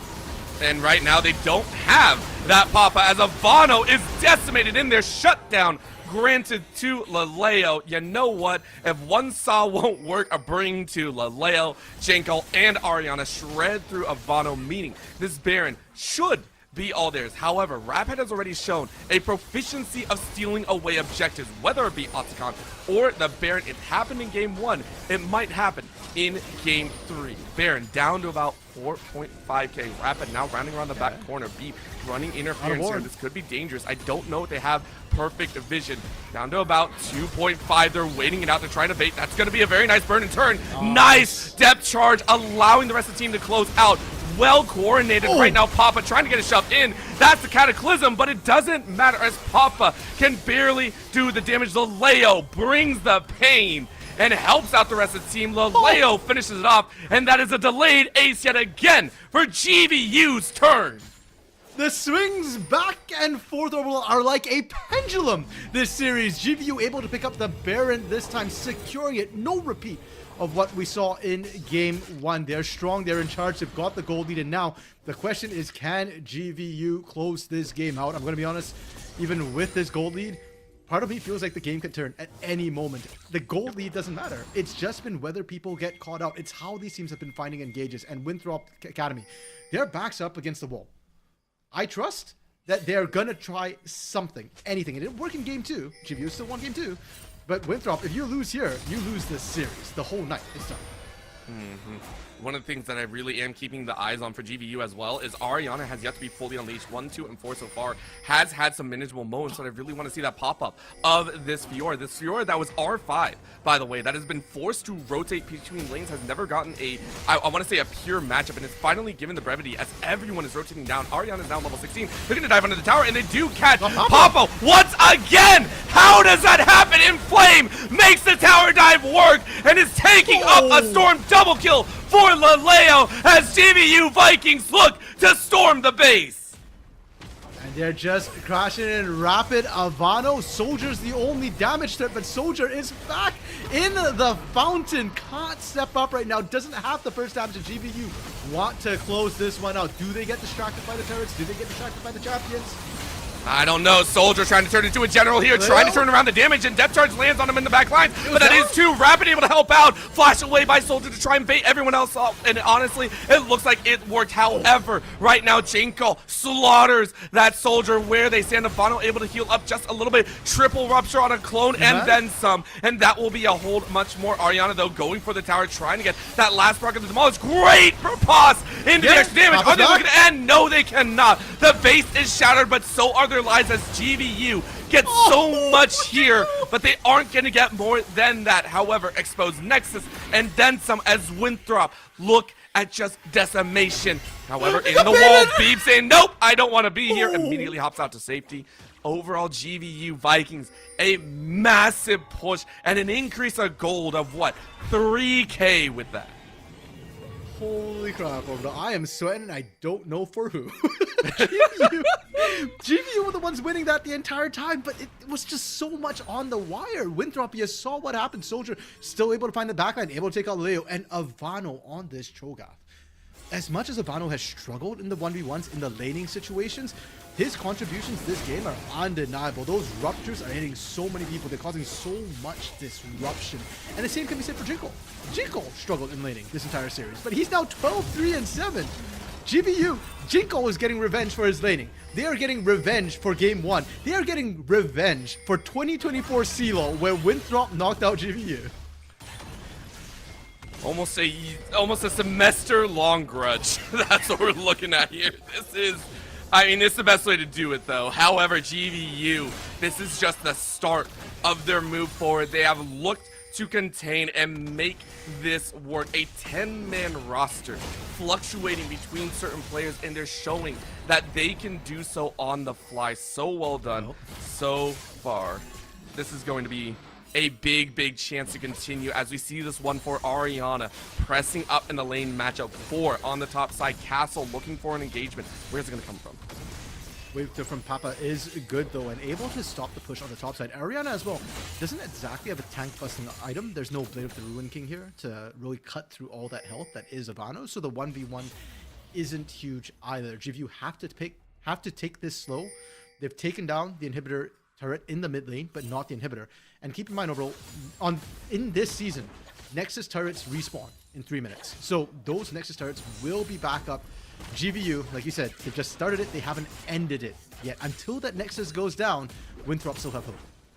I'm so pissed off that they aren't like heavily or fragile turrets. It's literally just the turrets respawn, which is like, Yep.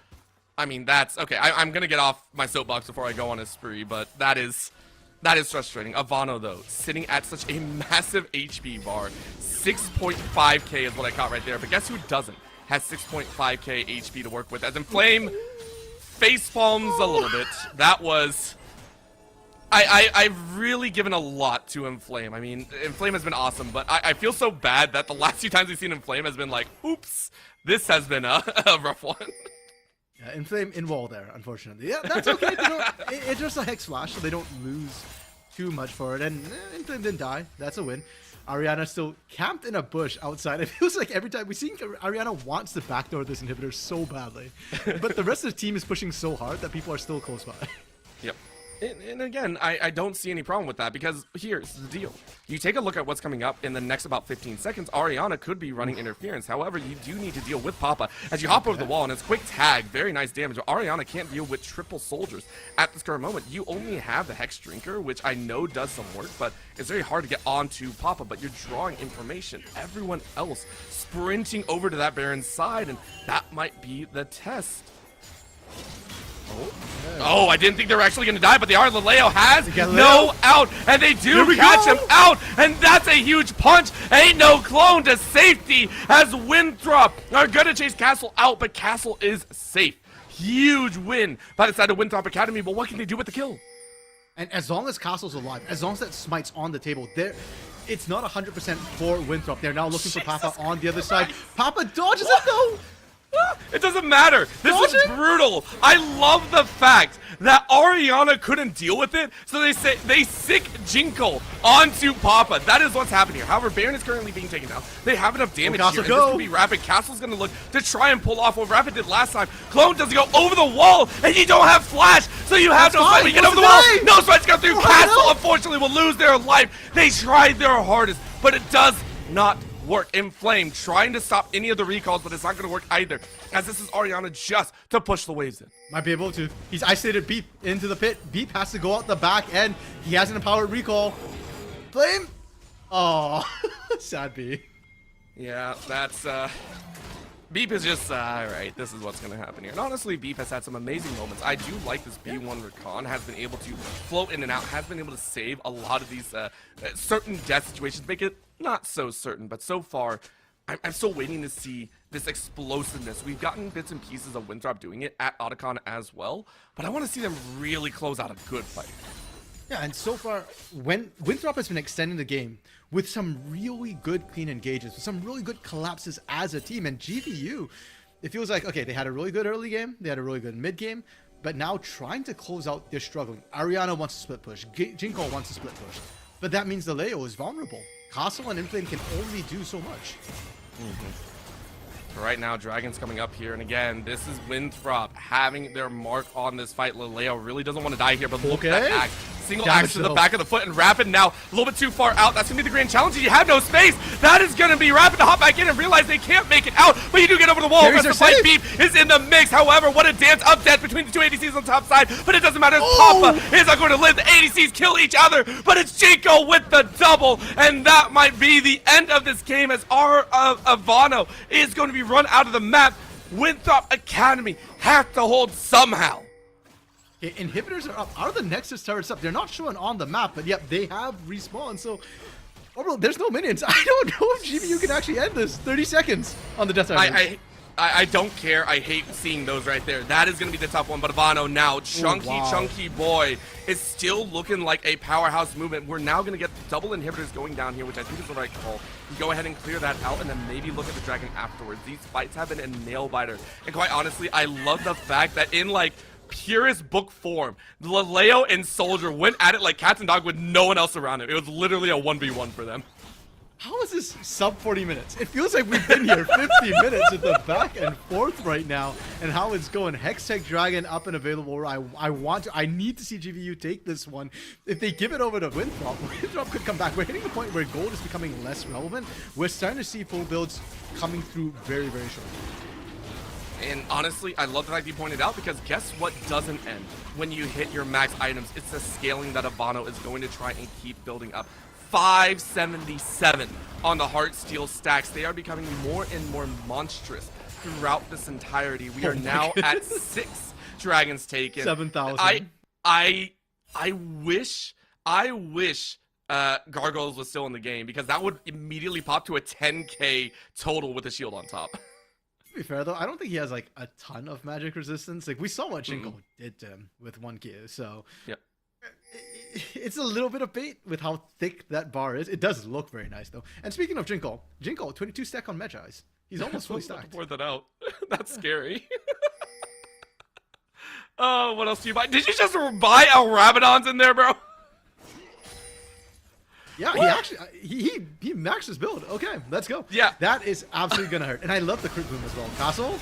Castle is definitely not full build though, as you get a little bit of help from the rest of the team. Laleo's though like, hey, Jinko's I got some damage as well, but here comes full build as that's Papa almost annihilated. But guess what? You are gone yet again. GVU find the battle of the century that they need. Rapid is able to find Jinko's life, but Soldier in the backline is doing negative damage. This allows Laleo to run down the tanks, to run down the rest of the opponents, and Soldier trying to do what they can. Last few on Texas, that's a pop. Castle with the ace, as that is GVU Viking 10-man roster to finish off this series.